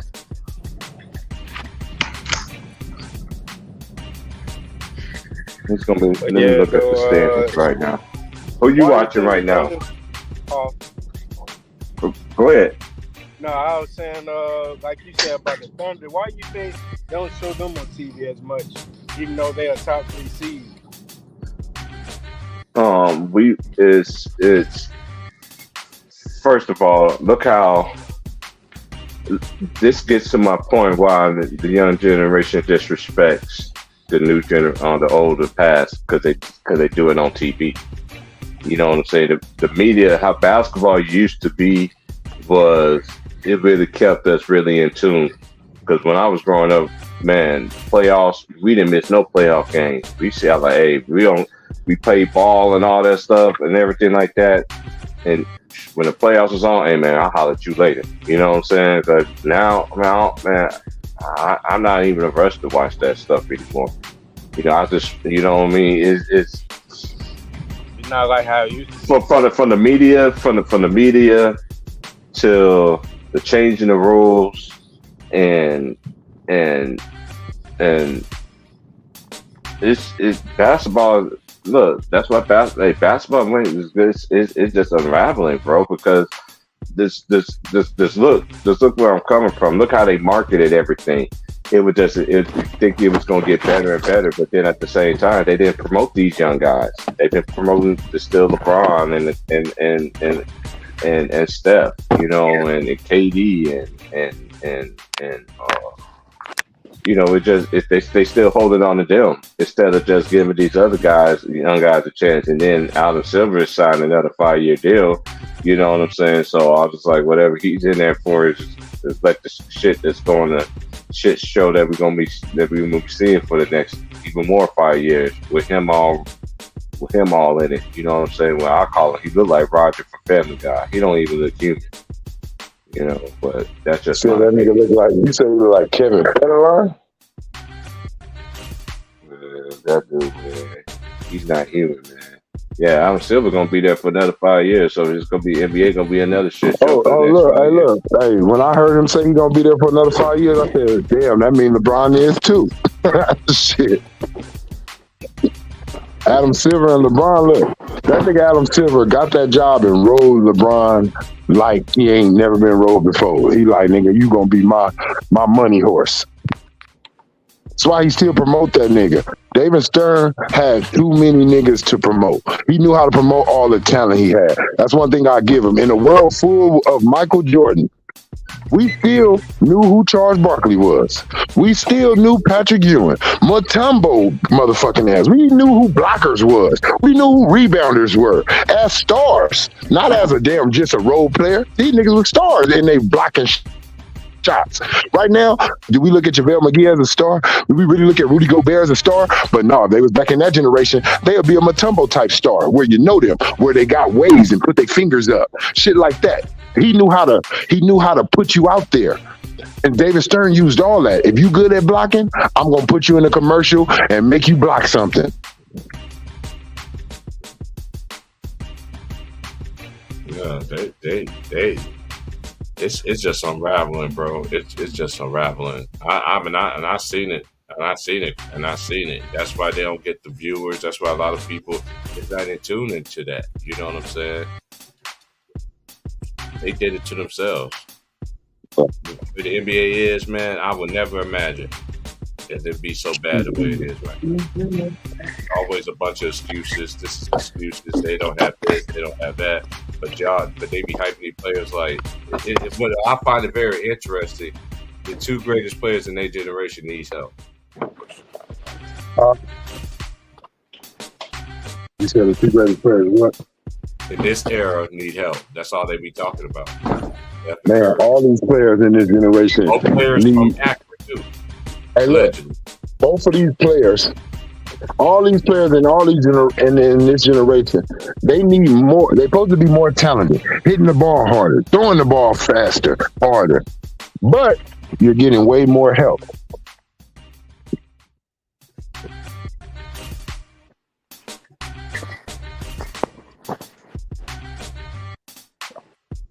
Getting way more help than anybody else did. Way more star players on your team. Since y'all watch the old school era, what y'all think they need to change in order to get back to how it used to be? What they need to change? They need to change some of the rules back. They need to change some of the rules back. See, and that it ain't just a rule change. You gotta allow some of these dudes to come back. You know, you gotta allow some of the personalities to come back. You gotta allow me to dunk on. You gotta allow me to dunk on this dude and say, "Fuck you! You can't stop me!" And I mean, just like that. Blur it out if you got to off these microphones that's under the rim. But you gotta let me do that because that's what basketball. Basketball came from the street to the gym. This is a street game that y'all took to the gym and try to make a classy game. This ain't golf. You know, in golf, I can't put the shit out the ball and be like, "Fuck you, Tiger." Yeah, nigga, what? I can't. This ain't golf. This basketball, nigga. I'm supposed to be able to do that. They took too much away from the game that made us all love it. It didn't matter if we all didn't love the same thing. Yeah, it didn't matter if we all didn't love the same things. We loved something. If you loved the pass, if you loved the dunk, it was what they was allowed to do with it. If you like the defense, it's so many things people don't like in basketball now. All they do is show us scoring. What else are we seeing? It seems like they just trying to sell tickets now with just with the offense. And you know what too was missing too that they took away when we was growing up watching basketball. Every NBA team ran a system. Had a star. Yep. Had a coach. Yep. And that's another thing. You gotta take this player empowerment out because players always had the power. They knew it. Look, the players always had the power. They just didn't need to abuse it. They like, nigga, you know I'm powerful. You know I could leave and fuck this whole franchise up. Just make sure I'm good. Make sure I'm good, nigga. Give me look. Don't go give me no superstars because I want to beat them. Just give me a team I can compete with. I'm gonna do the rest. Hey Trey, what's up, fellas? What's up with it, bro? Salute one time. Man, what up with it, bro? What up with it, man? I know y'all had a topic going on, but I just had to ask you, Trey. How you feel about LeBron not going to Kobe statue reveal but popping out for the Super Bowl, bro? Bro, I was there. Made sure he made sure he was out. He was seen for the Super Bowl, bro.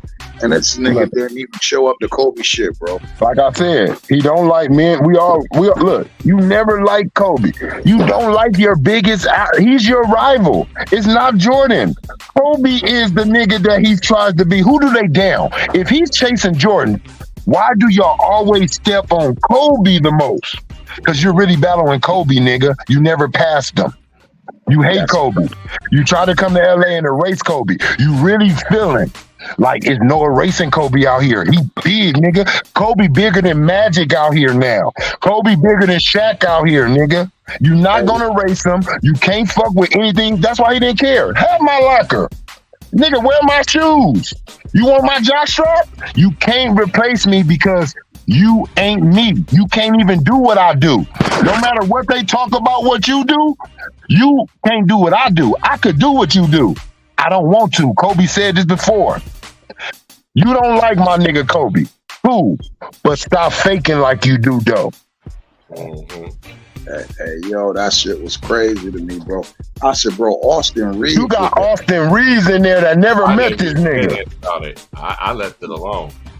But hey, yo, he wearing that too. You know what that tell me though? You know what that tell me though, bro? You know what that tell me though? I'm gonna tell you right now.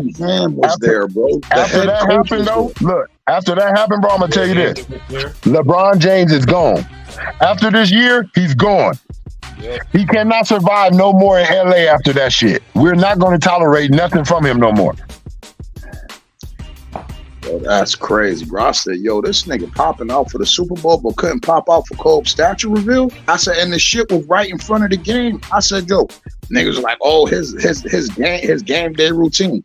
I said, you know nigga, he don't do nothing. He don't do nothing that ain't for himself, bro. Dwayne Wade's Hall of Fame. Dwayne Wade's Miami Heat Ring of Honor. He never show up for none of his teammates, bro. It's all about him. He didn't show. I don't even think he showed up. Well, he probably did, but check. He probably didn't even show up for AD wedding. Shit. That shit was crazy, Man, man. you But don't know. look, hey, look. That's why that nigga D Wade, in my book, that's why D Wade told the truth about why they end up teaming up. After that nigga, and look, you remember it was right in that Hall of Fame year. Right in that Hall of Fame year, I mean, in his Hall of Fame week, he gave us that story. He said, Kobe grabbed that ball. He looking right at Paul Gasol. Kobe grabbed that ball. Man, I call LeBron. What you do? This whole time, everybody thought y'all niggas made that team off of Boston. Because LeBron couldn't get past them. The whole time, you couldn't stand that Kobe was winning all these rings. Kobe was winning, and the cold thing, D-Wade, I really think you got love for Kobe. But him being so damn good, him being so bigger than y'all, it made y'all have a hate for him. Nah, D Wade came out and said, nigga, we stacked that team for Kobe. Yeah. He said we LeBron never wanted us to know that. LeBron never wanted us to know that. LeBron, you also sued Kobe Bryant over a goddamn sports energy drink. I know all this shit, bro, how you attack Kobe. You was out to attack Kobe. Once you seen Chris Bosh said, he said, we here with LeBron James. He said, when Kobe came, man, the way people responded to him, the way they treated him, we watching him, his work ethic, what makes him so good, or why he was so good, however you want to say it. He was like, and we here with LeBron too. He like, when you look at it, he like, Kobe, you can't touch. He like, but LeBron can be touched. That tells you something right there. That says a lot. He said Kobe can't be touched, but LeBron, you can touch him. Basically saying Kobe was and I know, and excuse me, God, for my blasphemy, but to them, Kobe was like in God mode to them. Like, I don't want to say nothing to him. I don't want to say nothing. Real shit though. Everybody was looking forward to seeing Kobe walk through that on that court that when he showed up. When they heard Kobe was gonna play in the Olympics, niggas was waiting. Even when Kobe said one-on-one is what he do. He said, man, I was getting so many challenges, so many one-on-one challenges. And guess what he said? It didn't go good for none of the people who challenged me.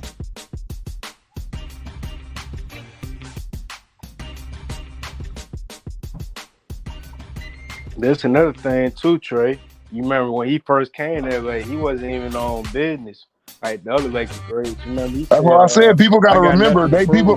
Yeah, y'all don't like Kobe, right? Y'all don't like Kobe, but I'm gonna tell y'all, Kobe came in almost just like, I ain't gonna say as goofy as LeBron. LeBron is a goofy, right? Like goofy to me, like giddy goofy. Like he always want to do some little goofy shit, right? Kobe was a smiling nigga though when he came in the league. Happy, smiling, giving niggas five on the sideline with Nick Van Exel and Eddie Jones, them laughing and joking. And then y'all played with him in the wrong way.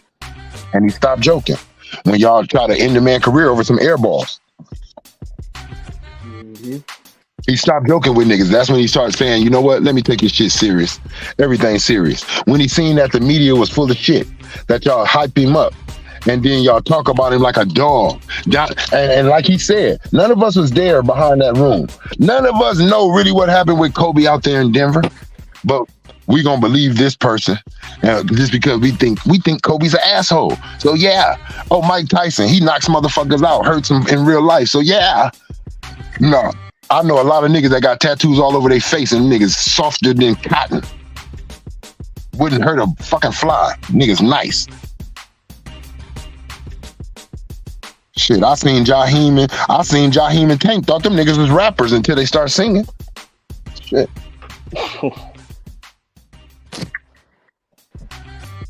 For real. Like, just saying, we always look. I got Kobe my favorite, but you're not fit to see me ever put Kobe over anyone that I actually think is better than him or did something better than him. You know what I mean? Kobe my favorite player, but he ain't got the best dribbles ever. You know what I mean? He ain't got no horrible dribble, but he ain't the best dribbler. He ain't the best shooter. But Kobe is to me, he's the closest all around to me. People like to say LeBron's all around. Nope. He ain't all around to me because the shot's still not pure. And I want everybody to know this when I say pure. I want you to look at everybody in the NBA who you think is a pure shooter. And when they jump up, you're going to see them go up and straight down. They're not going to jump up and stumble all back. Every time they shoot it, it look like a nigga, like they running away from the rim. Nigga bagging up and shit. What the fuck are you doing? You shoot a fadeaway all the goddamn time. That's not a pure shooter. You're not all around. Can LeBron dribble better than a lot of niggas? Hell no. Nigga, you way down there when it comes to dribble. Y'all see LeBron handles. I ain't saying his shit bad, but that nigga ain't no dribbler though. Not at all. Because his spacing is horrible. His spacing is horrible. For you to be a good dribbler, that means you can create spacing for yourself to get shots off. He cannot do that. Man, he be running niggas over. That's how he crazy. Yeah, that nigga charge niggas, man. We been doing that shit. Remember when Brandon Ingram played for the Lakers? That nigga bulldozed Brandon Ingram. Brandon Ingram was like, damn, what the fuck I supposed to do to that shit? Let LeBron come in there bulldozing towards me. He gonna stand up that day because I'm going low and I'm gonna lift his ass up. I'm gonna do him like the football coach told me. Go lower than the other man and lift his ass up. Yeah, go with it. You know how you gotta do them big niggas when them big receivers coming at you back? You like, yeah, I'm gonna take your knees out, nigga. I'm about to take your knees out, nigga. You don't even know. Got to. You think you about to run me over, nigga? I'm finna go low. Like Ludacris said, go low. I go low, nigga. You run up if you crazy. Yeah, you just come on and think we about to go helmet to helmet or shoulder to shoulder if you want to. That's another thing too. That's another thing. I'm not saying that I wanted to come back. Football's so damn soft. I remember when we was little, man, playing football. Man, we didn't know what we hit. I'm gonna be honest, nigga. We were trying to clap the shit out of each other. We didn't know what we hit. Helmet to helmet, shoulder to helmet, nigga. We were trying to lay your ass down, nigga. We didn't let a nigga catch the ball. Then do something to him. No, man, what? The ball, I'm hitting this nigga on contact with the ball. Once I see his hands snip that ball, I'm hitting his ass with it. Incomplete pass. No more, Trey. No, now they gotta get a complete pass. That's how you do an incomplete. What they say? Why did niggas didn't want to run over the middle? Because if your hands touch it, if the tip of his, what the coach say? If the tip of his finger touch it, nail his ass. You got niggas like Odell Beckham. Niggas. Was it? Yeah. Don't touch me when I'm trying to catch the ball. Oh yeah. Get your ass up and retire. Then you in the wrong field. Then you need to go play soccer. Then you need to go play baseball where can't nobody touch your ass. You just touching the baseball. Man, Baltimore, they barely use him in the playoffs. I would barely use a nigga that don't want to run through the middle neither. Yeah, true. I mean, I need this whole field, not parts of it. that nigga was barely out though. He got.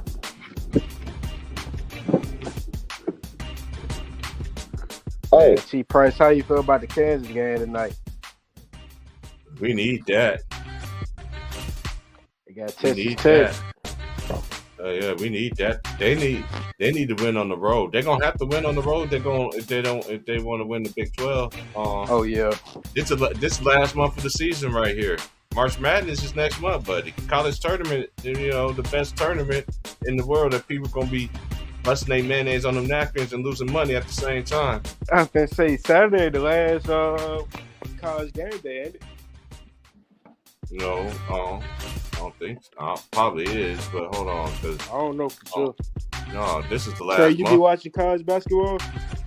I watch it all year long. Nah, I'm talking about Trey. Oh, Trey? Yeah. I don't think you're there right now. What'd you say? Say it again, bro.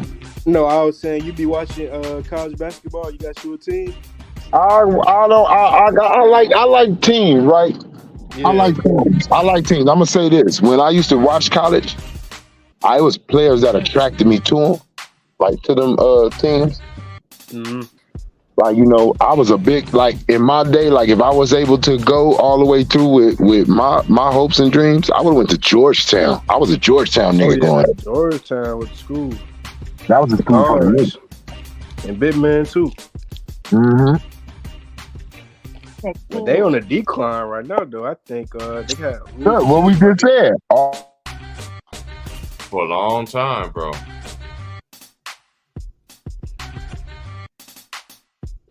That was some bullshit. I'm playing Streets of Rage. That's what's happening though. They gotta make new. They want to make new money. They want to make money in these cities that been getting their ass. Oh yeah, whooped. they've been bad all the years. Like you said. Yeah, but it ain't no. You just want the city. They don't want to see eventually if you have these teams win.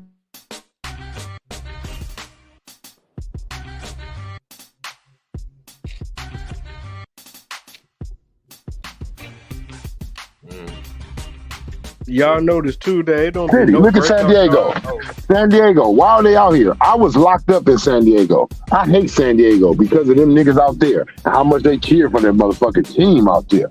I hate that goddamn team. That's how, and they out here as a LA Chargers. And the only reason they out here is because them damn fans out there, as much as they love their team, they don't go to the games. They can't afford that stadium no more. See, they need that. So now they figured that out. They flipping it. Look, 49ers, that stadium ain't going nowhere. That's the Niners. They got bread from the 80s. You know what I'm saying? Dallas, they got bread from the 70s, 80s. That's how they looking at all our teams now because we've been making money, winning Super Bowls, and people been selling out crowds for years.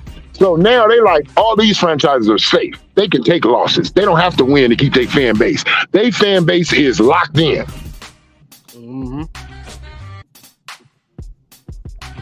Especially the Cowboy.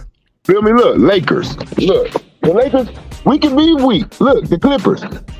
It's 2 decades now that they trying to make the Clippers better than the Lakers, or allowing them to be, right? Like where they want them to win. Why?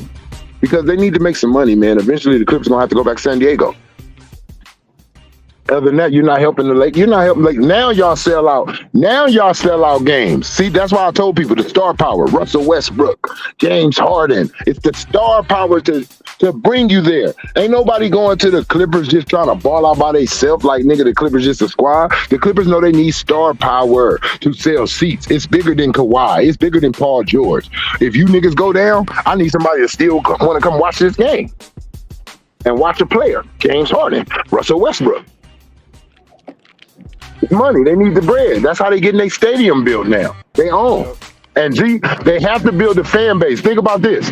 You think he would have just built that goddamn stadium knowing that the goddamn Clippers is a damn loser? Hell no. Who gonna come? You gotta build your fan base first. You gotta become winners in a way. Gotta get to some Western Conference Finals. You gotta do these things. Get some players that people want to see. So when you get your own stadium, you can withstand it with your own fans instead of having only the middle row and the front row filled up and the nosebleeds looking like ass.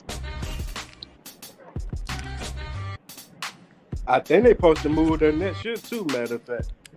Yeah, that's what I'm saying. Look, now just think if they win a championship, how that'll look. Look, now if they win a championship, you just now made me go a little further in my goddamn plan. Now, if they win a championship, think about opening up that arena with a goddamn championship celebration. Oh yeah, opening night too.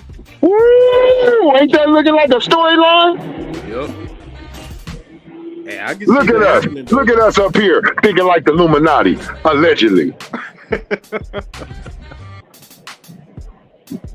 That's a storyline, though. I'm just saying. That's how they get 4 teams that can go, because we need to see which one is the most strongest. Same thing in wrestling right now. I'm going to show you how to use it, right?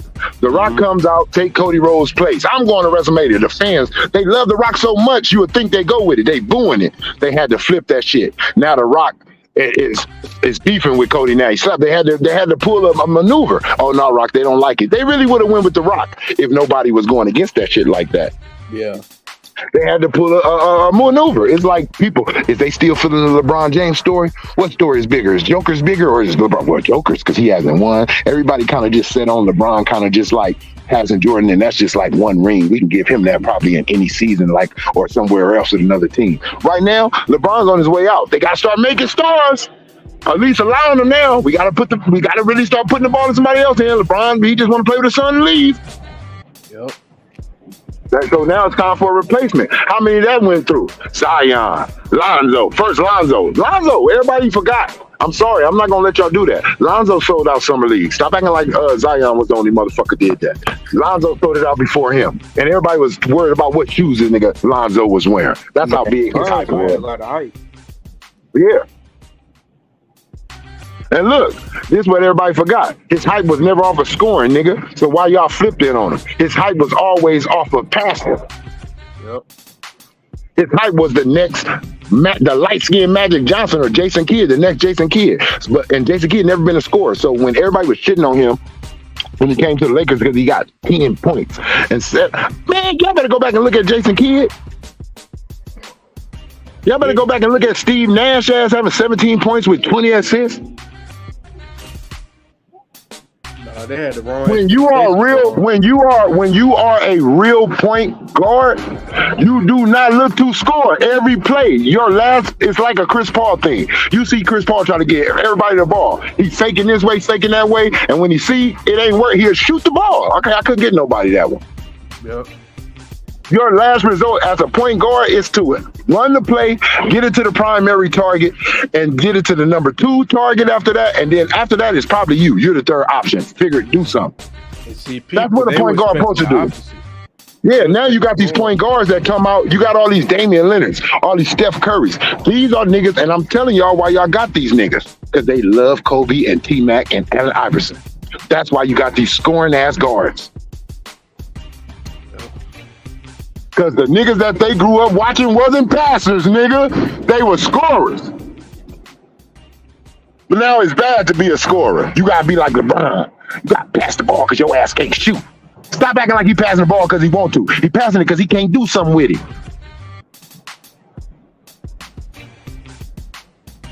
We know the truth.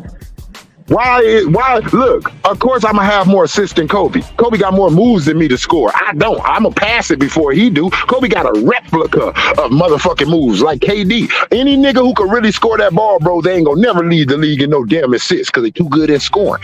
Yep. Why the fuck I gotta pass it when I can do this? Why? See? What I'm passing for? Look what I'm doing. The thing is, Kobe, then he averaged still like 6 assists, 5 assists.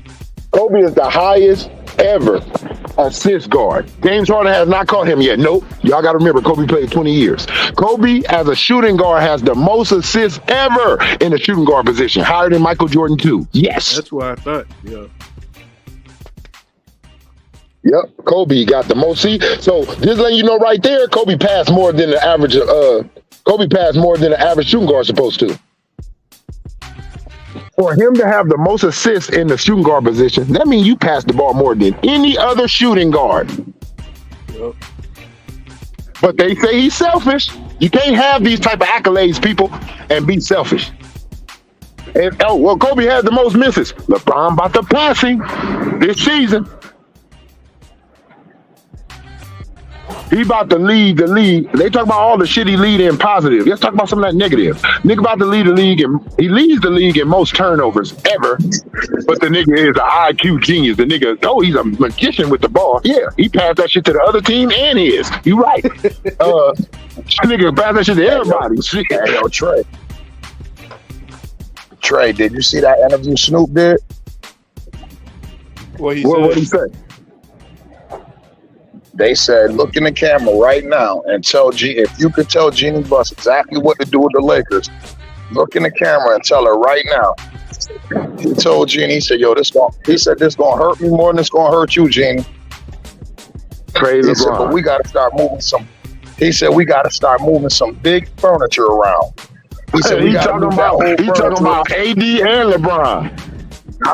No, listen what he said. Yeah, you know what's up. He said, we can handle the OG teams with the OG players.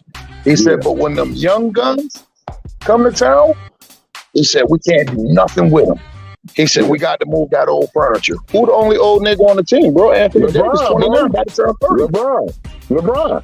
Hey, look, Bron, you come from that era, bro. Look, we knew Shaq had, look, with Kobe, if he would have got in shape, for sure, even more.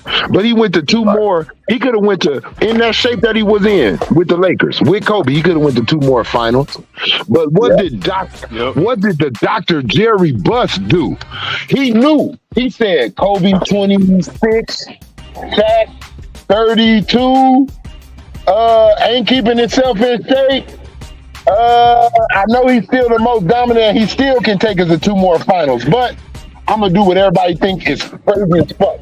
I'm going to trade Shaq, and I'm going to ride with his youth and Kobe. Because Kobe one of the top 5 players in the league, too.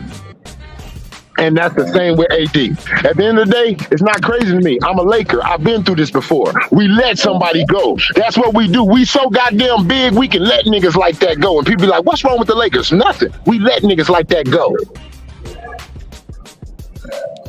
Like you Look, said last week, we let Shaq go. If we ain't worried about letting Shaq go, why y'all bitching about LeBron? LeBron ain't never did what Shaq did, 3P, go forward in a row. He ain't never did what Shaq did, back to back only one time. Hey, yo, look that shit up, Trey. It might have been Matt Barnes who was interviewing him, but it was somebody. And this was recent. Hey, what you think about this, though? I got to say something. I usually kind of agree with what Steven Jackson says sometimes. Sometimes. I don't agree with everything. But majority of the time I used to see eye to eye with the nigga in basketball because I thought the nigga thought like Kobe. But I see the nigga don't.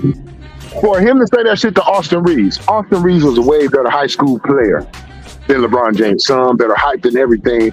And I know his daddy is not who he is, but what he's saying is it was hard for me at that lower level. So I can imagine what this young man is feeling. Right. So for you to come out trying to get LeBron to come on all the smoke and take up for his fucking son and down Austin Reeves, you didn't have to down Austin Reeves and say, shut up, you trash. You didn't have to do that, bro. All you had to do was say, I don't agree with that. I think he all right. Leave it just like that, nigga. Let me tell you something, Steven Jackson. Stop always talking about when y'all put out Dirk Nowitzki. And stop talking about when you hit all those threes. That's all you got? Hey, yo, I'm gonna tell you when I stopped fucking with Steven Jackson. When he did that interview with Charles Oakley and he was laughing at Isaiah Thomas. When he was laughing at Isaiah Thomas. And then he did an interview with Isaiah, and Isaiah said, let me pull your coattail to something. He said, you remember the Malice in the Palace? He said, yeah. He said, when your career was on the line? He said, yeah. He said, who made that call, bro? And he like, you right, Isaiah, that was you. Nigga, I saved your career. How you gonna let a nigga get up on here and clown me, nigga? I saved your whole career. I'm the one who told them that, nah, this how we gonna do it. Hey, yo, and Steven Jackson said, yo, you absolutely right, yo. Look, another fake moment. Forgot about that. And somebody said, fake moment.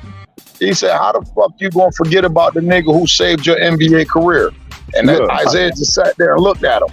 And look, he got another fake moment, Ron. Look, he got another fake moment when he tried to call out Shannon, right? Like I said, I don't agree with everything. I agree with it. Like when you say some shit that makes sense, I'm right there with you. When you don't, I'm on the other side. Period. No matter who you are. Who you is. Yeah, no matter who you are. That's just how I'm floating. Now he got on there to talking about Shannon when he let Cat Williams get on there. He talking about, well, you know, I got relationships with people, and I also got a relationship with Cat, so I wouldn't let him go as hard as he went. No, you're a lie, because you got a relationship with Kwame Brown, but you let niggas come on there and dirt him out. You know of him and seen Kwame and been in the same spaces, and your ass know who he is, but you let somebody come on all the smoke and dirt him out. When Jeannie came on there, y'all dirted him out. So how you gonna sit up here and try to say what you was gonna stop? You would have stopped, and you don't stop it on your own show. Lying ass nigga. Hey, yo, listen to this, Trey. Right? If you were OG, right? And I do some Come on up stupid to shit. Hell's Kitchen. We cooking today. Listen, you were OG, and I do some stupid. You want to? Okay, and then go park. Okay, now check this out. Okay, Trey, you were OG, right? You done did what I'm trying to do, right? I get in trouble, and you literally saved my NBA career. You had the final word on what was going down with me and Ron Artest. You feel me? You saved my knowing that they gonna take Isaiah's word for it. They gonna really indulge on him speaking for you, because he came from a team of kicking people asses. Listen, you saved my career. How in the fuck I'm ever let somebody disrespect you? Come on, man. Hey, look, first of all, look, I just don't disrespect. I don't even like disrespecting nobody just off of me not liking what they do. I cannot like what you do and don't have to disrespect you. The disrespect comes when you disrespect me with false information and think I'm an idiot. when you try to pull the wool over my eyes. That's where we fit to have come real, bro. We all see it and we all know. I feel like Steven Jackson, he acts like he was one of the premier players in the league. You were a role player that was known to shoot three. You was a 3-and-D guy. That's what you were supposed to be. A 3-and-D guy. But how many minutes did you really spend on the floor? And I don't want to hear nothing about the superstar calls got you off the court. I don't want to hear that shit. Okay. Look, at the end of the day, bro. At the end of the day, you're not hearing none of the players that you play with on the court. They not just thinking about you, Steven Jackson. Talking about, damn, Steven Jackson used to D me up. Yo, listen. The nigga lost his mind when he told the world that he was better than Manu Ginobili. I said, man, Captain Jack, I fuck with you, man. I said, but nigga, you wasn't better than Manu Ginobili. Man, that nigga said, I refuse to tell Pop that Manu Ginobili was better. Nigga, why not? He is. He out there doing what you can't do. Hey, yo, I tell you what. T-Mac say Kobe was better than him. Do that make him less of a player? Come on, man. I mean, it is what it is. It's just the truth, yo. The nigga was better. Look, you even got Allen Iverson. Allen Iverson don't even he don't even say he was. Allen Iverson even said he in the top 10. He ain't even quoted. We don't even know where Allen Iverson think he's at. That's to show you how much he don't talk about himself. He talk about everybody he played against. I don't even know where. I never heard Allen Iverson rank himself. I never did. Think about that. Kobe, I heard Kobe. You know why I heard Kobe? Because Kobe was right there talking about he was right there with Mike. So he let me know where he thought he was at. Shaq let me know where he thought he was at. Just under Wilt Chamberlain because he didn't pass him in points or whatever he said. So he's just under him. All other players let you know where they think they at. Nigga, I never heard AI, nigga. If anything, AI be big up in everybody else. He always big up in everybody else. And I don't like the way that lady fed my nigga some pudding and he didn't want none. He didn't say LeBron. He didn't even want to speak on it. Look, number 3 don't count, lady. Ain't that what y'all trying to say with Kobe? For y'all who think Kobe is 3 instead of 2, number 3 don't count, right? So when he said the most 2 I say is Mike and Kobe, that's where he wanted to leave it at. And he said, then there's everybody else. He didn't want to say no names. You gonna say, but LeBron too. I said everybody else, nigga. Like y'all gonna get a fine if LeBron name don't get put out here on this motherfucking interview. I'm tired. I don't like shit forced in my face. I like a nigga to be good and make me look at him. See, everybody catching up late. I'm gonna show y'all. Everybody think I'm full of shit. All the players that y'all like right now, I told y'all them niggas was gonna be good before y'all liked them. Ja Morant, Anthony Edwards. These was my 2 rookies, nigga. I've been saying that when they came in the league. Me and T. Price told y'all, Ja Morant better than Zion. He gonna shine quicker when he was coming up out of there. He gonna win rookie. Y'all didn't believe us. So if I'm right about them niggas, I'm also right about your favorite player too, nigga.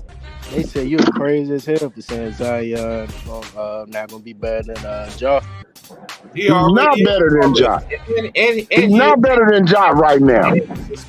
No, I'm saying I remember that stream. They were disagreeing with y'all. Yeah, they thought I was crazy. Even I told niggas that Luka. I told niggas Luka was gonna win Rookie of the Year. Why? Because he was more seasoned. Everybody forgot this nigga was a professional basketball player over there. He's not a damn rookie coming out of college. He's gonna win it. I knew it.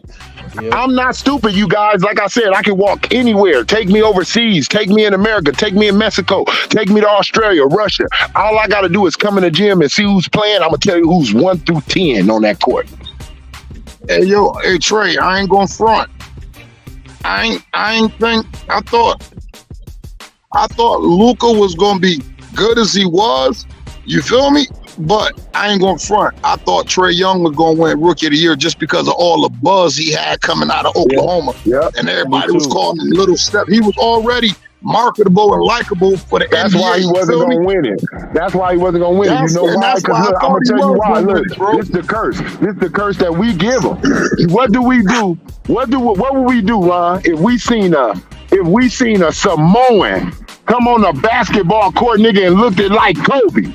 We gonna pump him up big than a motherfucker. Cause he shocked us.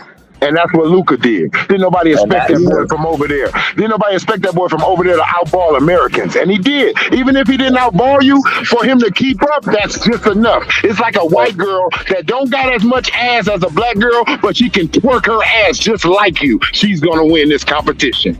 Cause she Hey, yo, shot you. Trey, think about this, yo. I said the same thing you said. I said, man, this nigga been playing against grown men since he was 14, bro. I said, this nigga ready.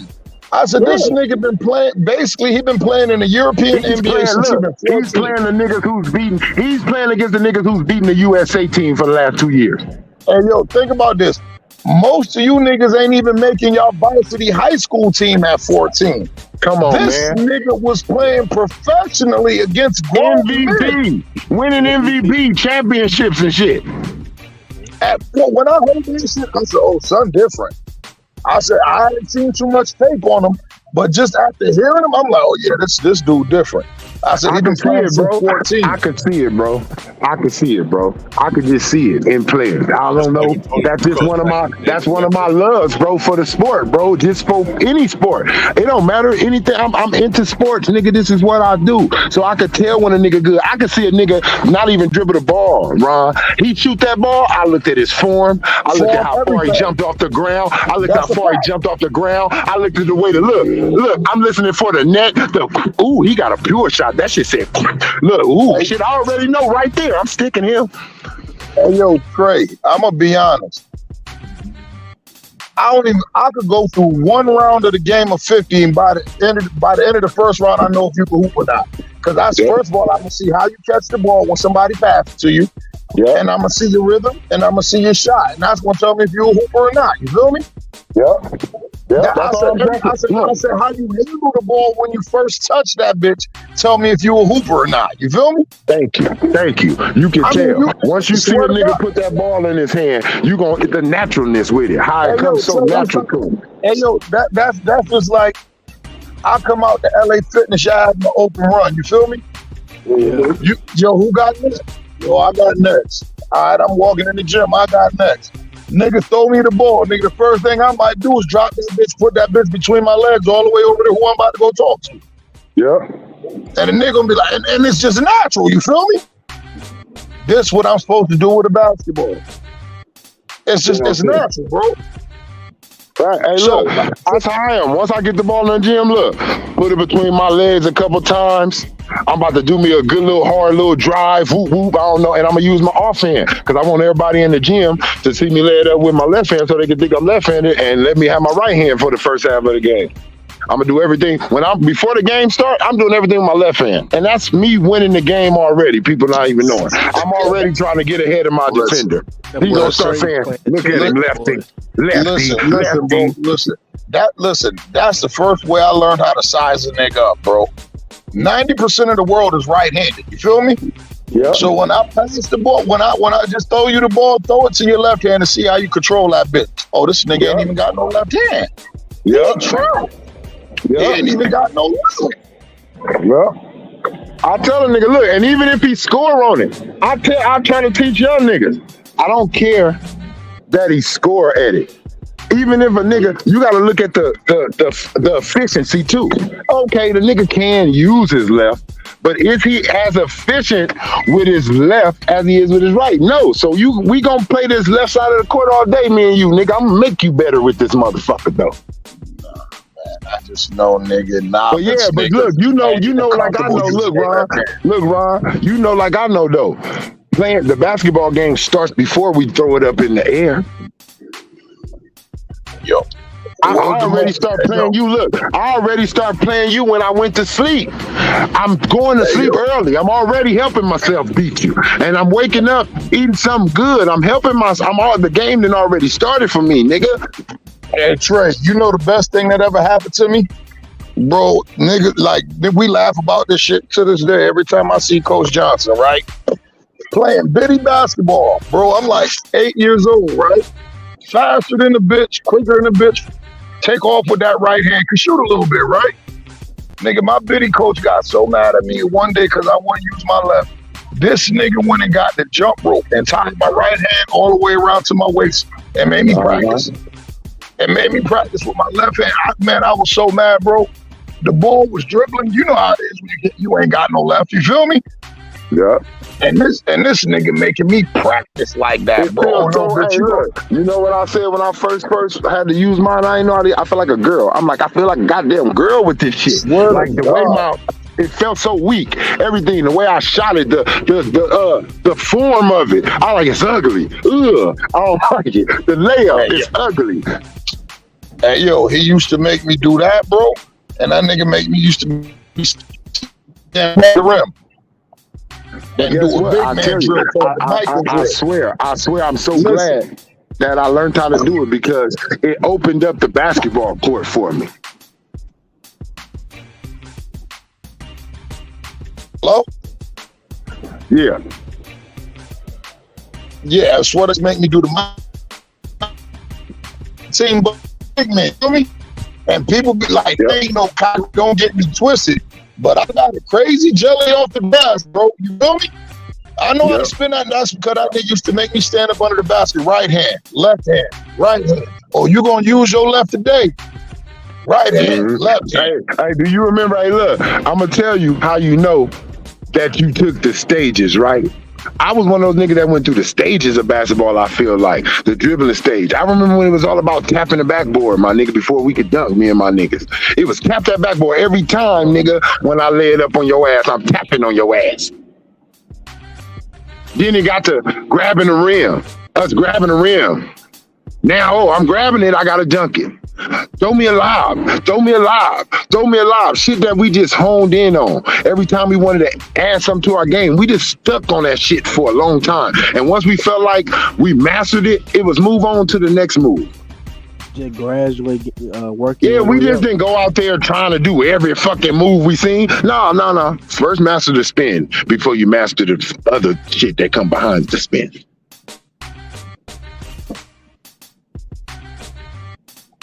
I used to hate seeing niggas come to the gym dressed like Jordan. You like, ooh, I got him. And they come out there airballing. What the fuck is you doing, man? Well, they'll be the worst boys. You know what I mean? You know, back in the days, you had them one nigga that just couldn't shoot to save their life. You scream at this nigga, don't shoot it.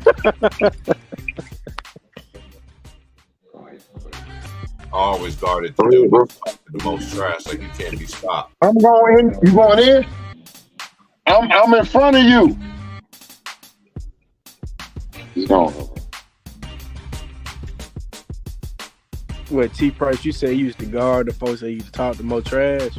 Yeah. Everywhere I played against competition because my dad used to have us. How I learned how to play was playing in King Fieldhouse in Fort Riley. Yeah. My dad used to tell us, "You cry, I ain't take you to the gym no more. You get knocked down, get up. You know, don't come looking for me." My dad didn't play with us, so me and my brother always played against the Army guys all the time. That's how we met, some of our friends that, that we had growing up, grew up military, you know where it is, but all at the rec center. I always played against dudes that was good, man. I never played against them solid dudes, nowhere. Cause you getting your game better like that, playing against better people.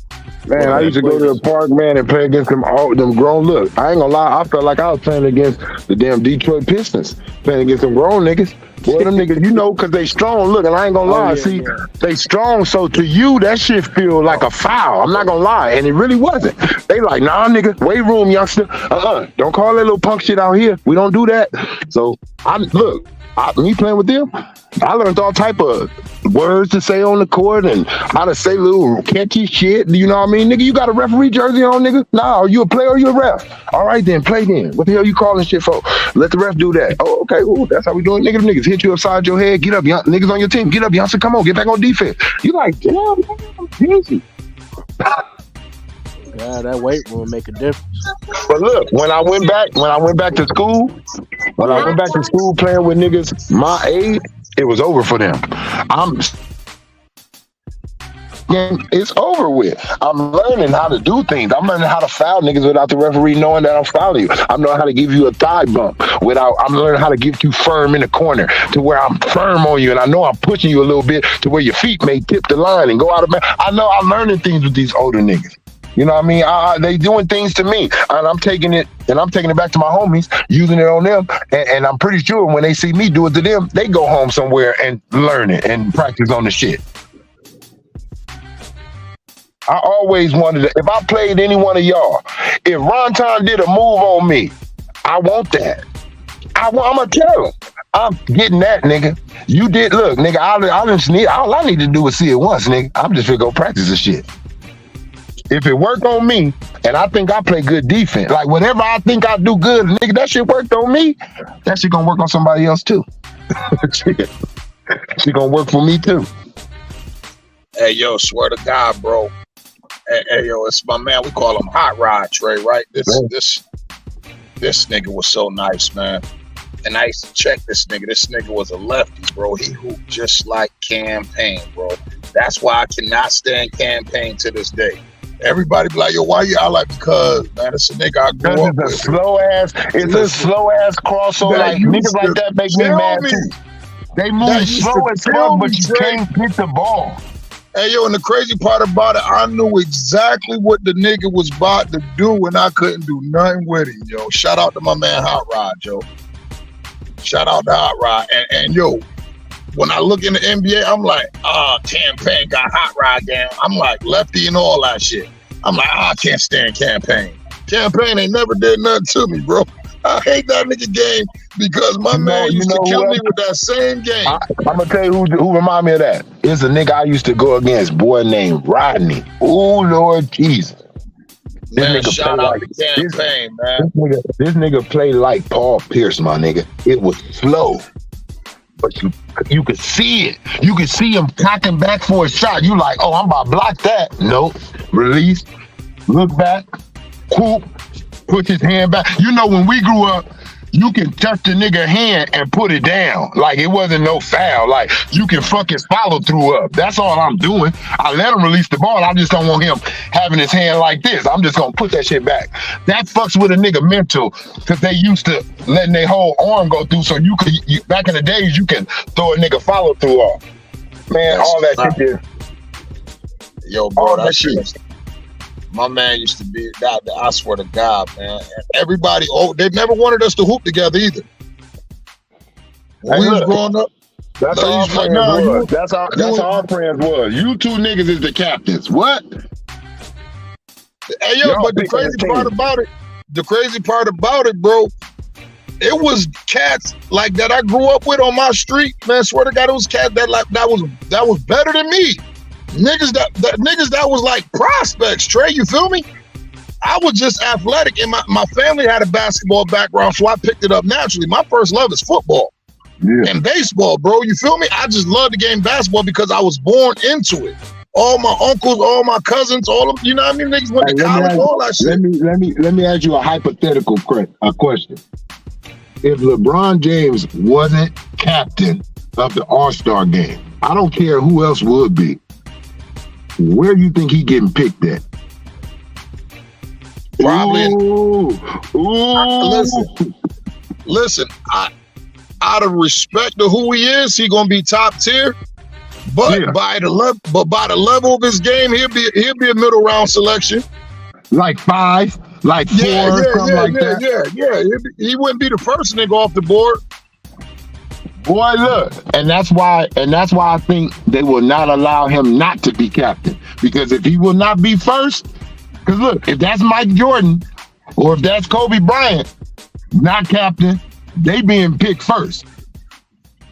I mean, personally, if I'm in an all-star game, like some shit for the fans, nigga, no doubt about it, the first nigga I'm picking is Steph Curry. I'm picking Steph, and if I'm not picking, look, these is my 3. I'm not gonna lie. I'm picking Steph, Giannis, KD, and Joker, like in that order. Like that's how I'm going. Hey, yo, think about this shit. They had my boy Jokic so fucked up. That nigga drafted himself in the All-Star game. That nigga said, I refuse to be the last pick. Hey, look, I may mess everybody up. Look, I'll mess a nigga up and say Joker or Ant-Man. Joker, Ant-Man, or Steph Curry. Those are top 3 niggas to pick first. I'm definitely looking at it like Steph Curry because I'm looking at it, the All-Star game supposed to be for the fans. You feel me? Not no more. All the fans dig the long ball now, so I'm gonna get the best long ball shooter that I ever seen. Hey, look, let me get that motherfucker first. I'm taking the All-Star game so serious because I want something that says Kobe in my house. And I want that award. I want that All-Star MVP Kobe award. I want it. Yeah. So when I come out here, I'm not playing. I'm trying to win the game because in order to get that award, our team has to win. So I ain't trying to let you do your signature anything. You better earn it. Ain't nobody doing shit on me. I'm blocking you in the first quarter. Hell yeah. Hey, yo, you remember that All-Star game? When they that Allen Iverson, Vince Carter, Kobe Bryant, Tim Duncan. Yeah. Listen, what about the one when that nigga gave LeBron the ball like, yo, come on, everybody clear out. Me and you one-on-one, nigga. This what the fans came to see, bitch. What about when Kobe showed everybody how to dunk on LeBron with that trail you down block? I said, Kobe, 2-hand. I'm screaming it. When I seen Kobe going, I seen him. I said, he behind you, Kobe. This nigga behind you, Kobe. 2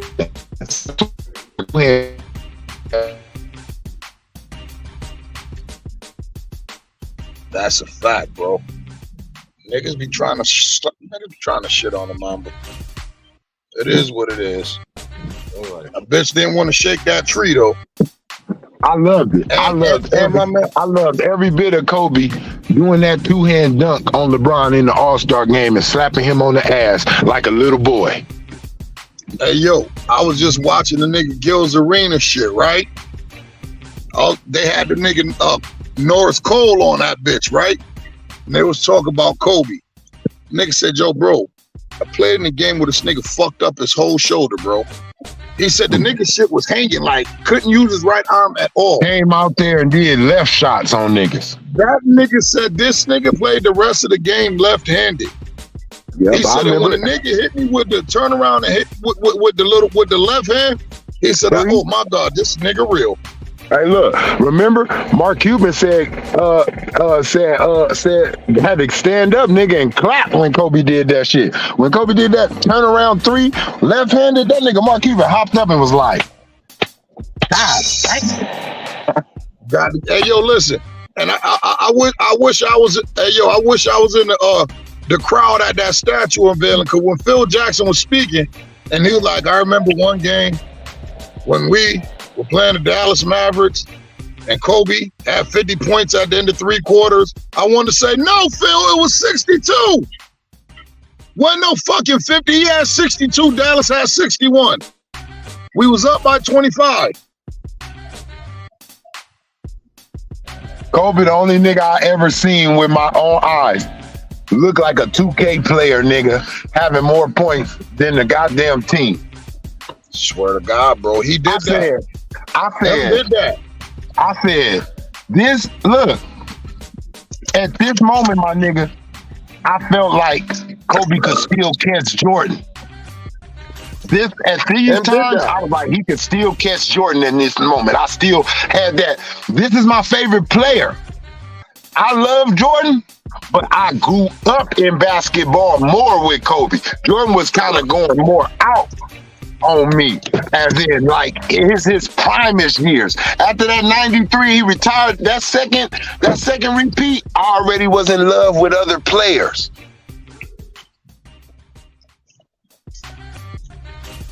My man was a monster. I can't. The reason why I appreciate Michael Jordan's game so much is because his game is Kobe game, just tweaked a little bit. Yeah, I swear to God, Jalen Rose had the perfect analogy. He said Michael Jordan is the platinum track and Kobe is the motherfucking remix. It's the And that's what remix, Jalen. baby. That's what Jalen Rose whole thing. He like, yo, how could y'all hold Michael Jordan such a high standard, which is well deserved, Look, but when let's it talk comes about to his how carbon Kobe got, copy, how when it Kobe comes got to his three. carbon copy, listen, when it comes to his carbon copy, y'all disrespect it. If And yo, like Tracy McGrady said, if he's the everybody wanted to be like Jordan. Everybody tried to do what he did. This nigga the only nigga to get the closest to doing that shit damn near perfectly like him. How are you not considered right behind him? hey, yo, but check this out, right? I like what Tracy McGrady said, right? He said most basketball historians got Magic Johnson in their top 5. He said, which is well deserved. He said, but y'all won't put Kobe in y'all top 5 because y'all said he played with Shaq. He said, well, motherfucker, Magic Johnson played with a motherfucker by the name of Kareem Abdul-Jabbar. Yeah, I remember he said. Now watch He- this. Now watch this. Now watch He this. said, Ron, wait to a add on minute, to here's that. what he said. He said, y'all don't hold it against Magic for playing with Kareem, but y'all hold it against Kobe for playing with Shaq. He said, nigga, last time I checked, Kareem was the all-time leading scorer before LeBron broke his record. And y'all don't use that against Magic. He said, but y'all will use Shaq against Kobe. He said, make it make sense, yo. Now watch this. To add on, now look, to add on to that, when Kobe lost Shaq, he ended up building that franchise back up, going 3 times to the finals, winning 2 of those. That should have shut that up. Magic, when he lost the captain, he lost to Michael Jordan in the finals. I'm sorry, whatever personal problems he got after that he never got to prove that he could do it again. But the end of his career is the end of his career. And Kobe got to prove that he could win that championship without Shaq. Magic never got to prove that. And as well, why I also put Kobe in front of Kareem. Kareem never proved that he could win a championship without a top 50 point guard. You had Oscar, and then you had Magic, and then you were gone. Kobe had lost that, and he won without a top 75 player. And he went 3 You heard what times. Magic, listen, you heard what Magic Johnson said. Oh, yeah, he the Laker. He said he did something I didn't do. He three-peated. He said I only went back-to-back. He said he three-peated. He got me. Yep. I'm gonna tell you why Kobe is. He I'm got gonna me. tell you why Kobe. I'm gonna tell you why Kobe is the greatest Laker. Right. This is why to me.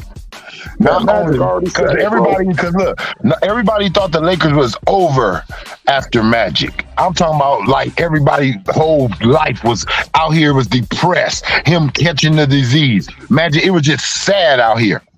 Then we getting all these other dudes, Nick Van Exel and them. Then we get Shaq. But then we get Kobe at the same time. Now, guess what Kobe is a part of? The rebuilding of the Laker franchise.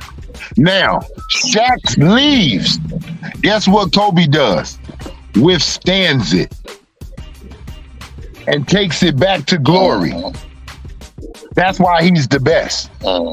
That's why he's the one. He never left. He made it. He rebuilt it. He rebuilt it with a nigga, and then he kept it all by himself. But Trey, I'm gonna leave it at this. This motherfucker worked for me for 20 years. You worked for me for 12. Longevity gives him the greatest Laker of all time. You feel me? And Kareem, you are look, at the end of the day, the battle is really only between him and Magic, because Kareem, you did not get drafted and you're not an original Laker. That's a fact. So it's really only a battle between, if you really say who are the Lakers' sweethearts, their babies, who are the Lakers' babies, it's Magic and Kobe. Those niggas was with that franchise when they were teenagers. And one of them stayed with him for 20 years, gave him 5 championships, and a whole lot of other history on top of that, just like Magic, but he did it a little bit. Let's be real. Kobe could do some like Mike shit. We never said Magic can do some like Mike shit. You can't. Just by that, you're not better than Kobe, right? If we choose Mike over Magic and Kobe doing what Mike did, he's over you too.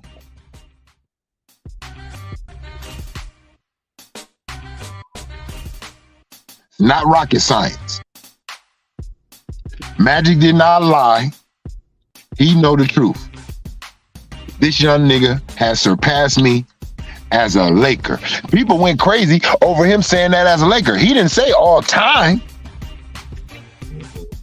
He said as a Laker, first of all, so that lets you know Magic still got a little competition in him. I ain't say this nigga better than me all career-wise. I said the nigga the best Laker. Nigga still got mad.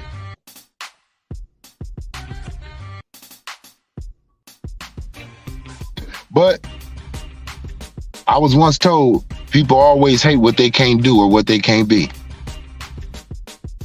Yeah.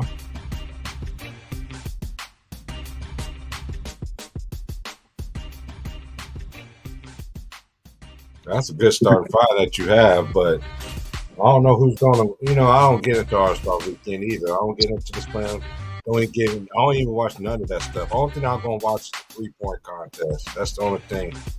But everything else, I'm not watching it. I'm not even watching the All-Star game. It's not competitive. I can see if them niggas is out there trying to say I'm the best player in the league. Like when you out there with all the rest of the all-stars, the so-called best in the league, this is the best in the league. That's what they saying when they voted you niggas in. Well, I'm finna show them that I'm the best in the league. Not on the court with like we're the best players. I'm finna show I'm the best player amongst you guys. Man, you can just go back. Go back to every all-star game before LeBron James ever came in the league. All competitive. All competitive.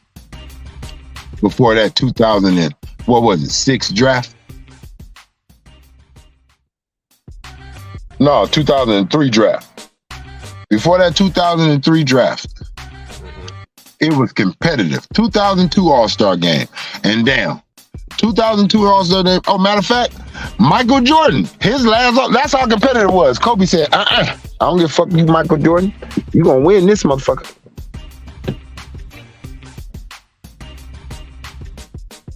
Ever since then, it's been let a motherfucker win. Let a motherfucker score. Let him try throwing off the backboard and all this other stuff. Not Yeah, doing you it. remember when Tracy McGrady threw that motherfucker off the backboard? Nobody knew what the fuck he was doing. Like, what the? Ooh, he did that shit on y'all. That wasn't no y'all let him. He did that. He did that shit.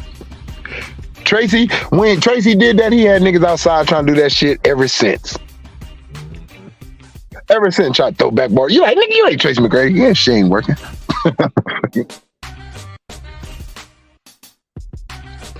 You know what I mean? LeBron James throw the damn ball off the backboard back to himself and score a hoop. They like, wow. Anthony Edwards do the shit, they like, wow. Kobe did that shit like 10 goddamn times.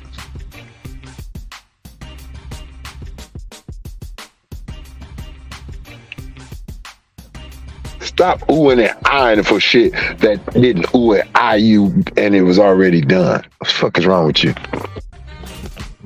You know what I mean? You just seen all these, look, you just seen Tupac, Biggie, whoop-de-whoop, wop-de-wop, wop-de-wham, whoop-de-wop, and then you see K-Slay, and you like, oh my God, damn. You acting crazy for K-Slay, but you just seen Tupac, all these motherfuckers, man.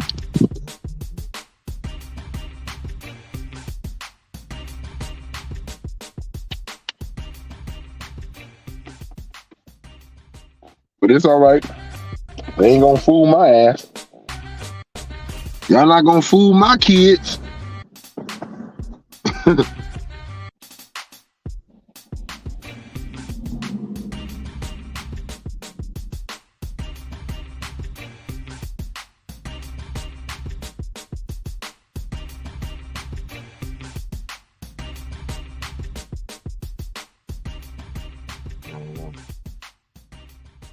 Man, everybody in the chat, man.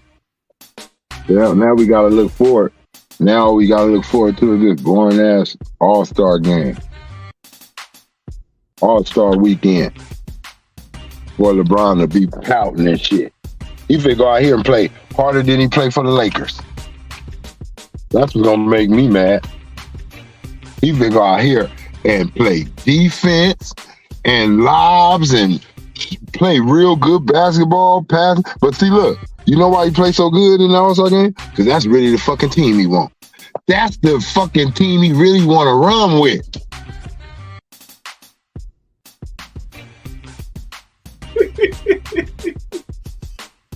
When he be picking that team on the All-Star game, I'll be like, that's who he really want.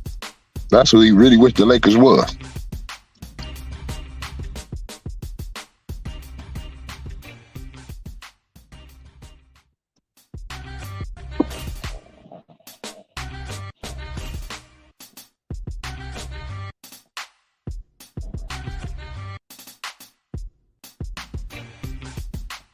That's crazy.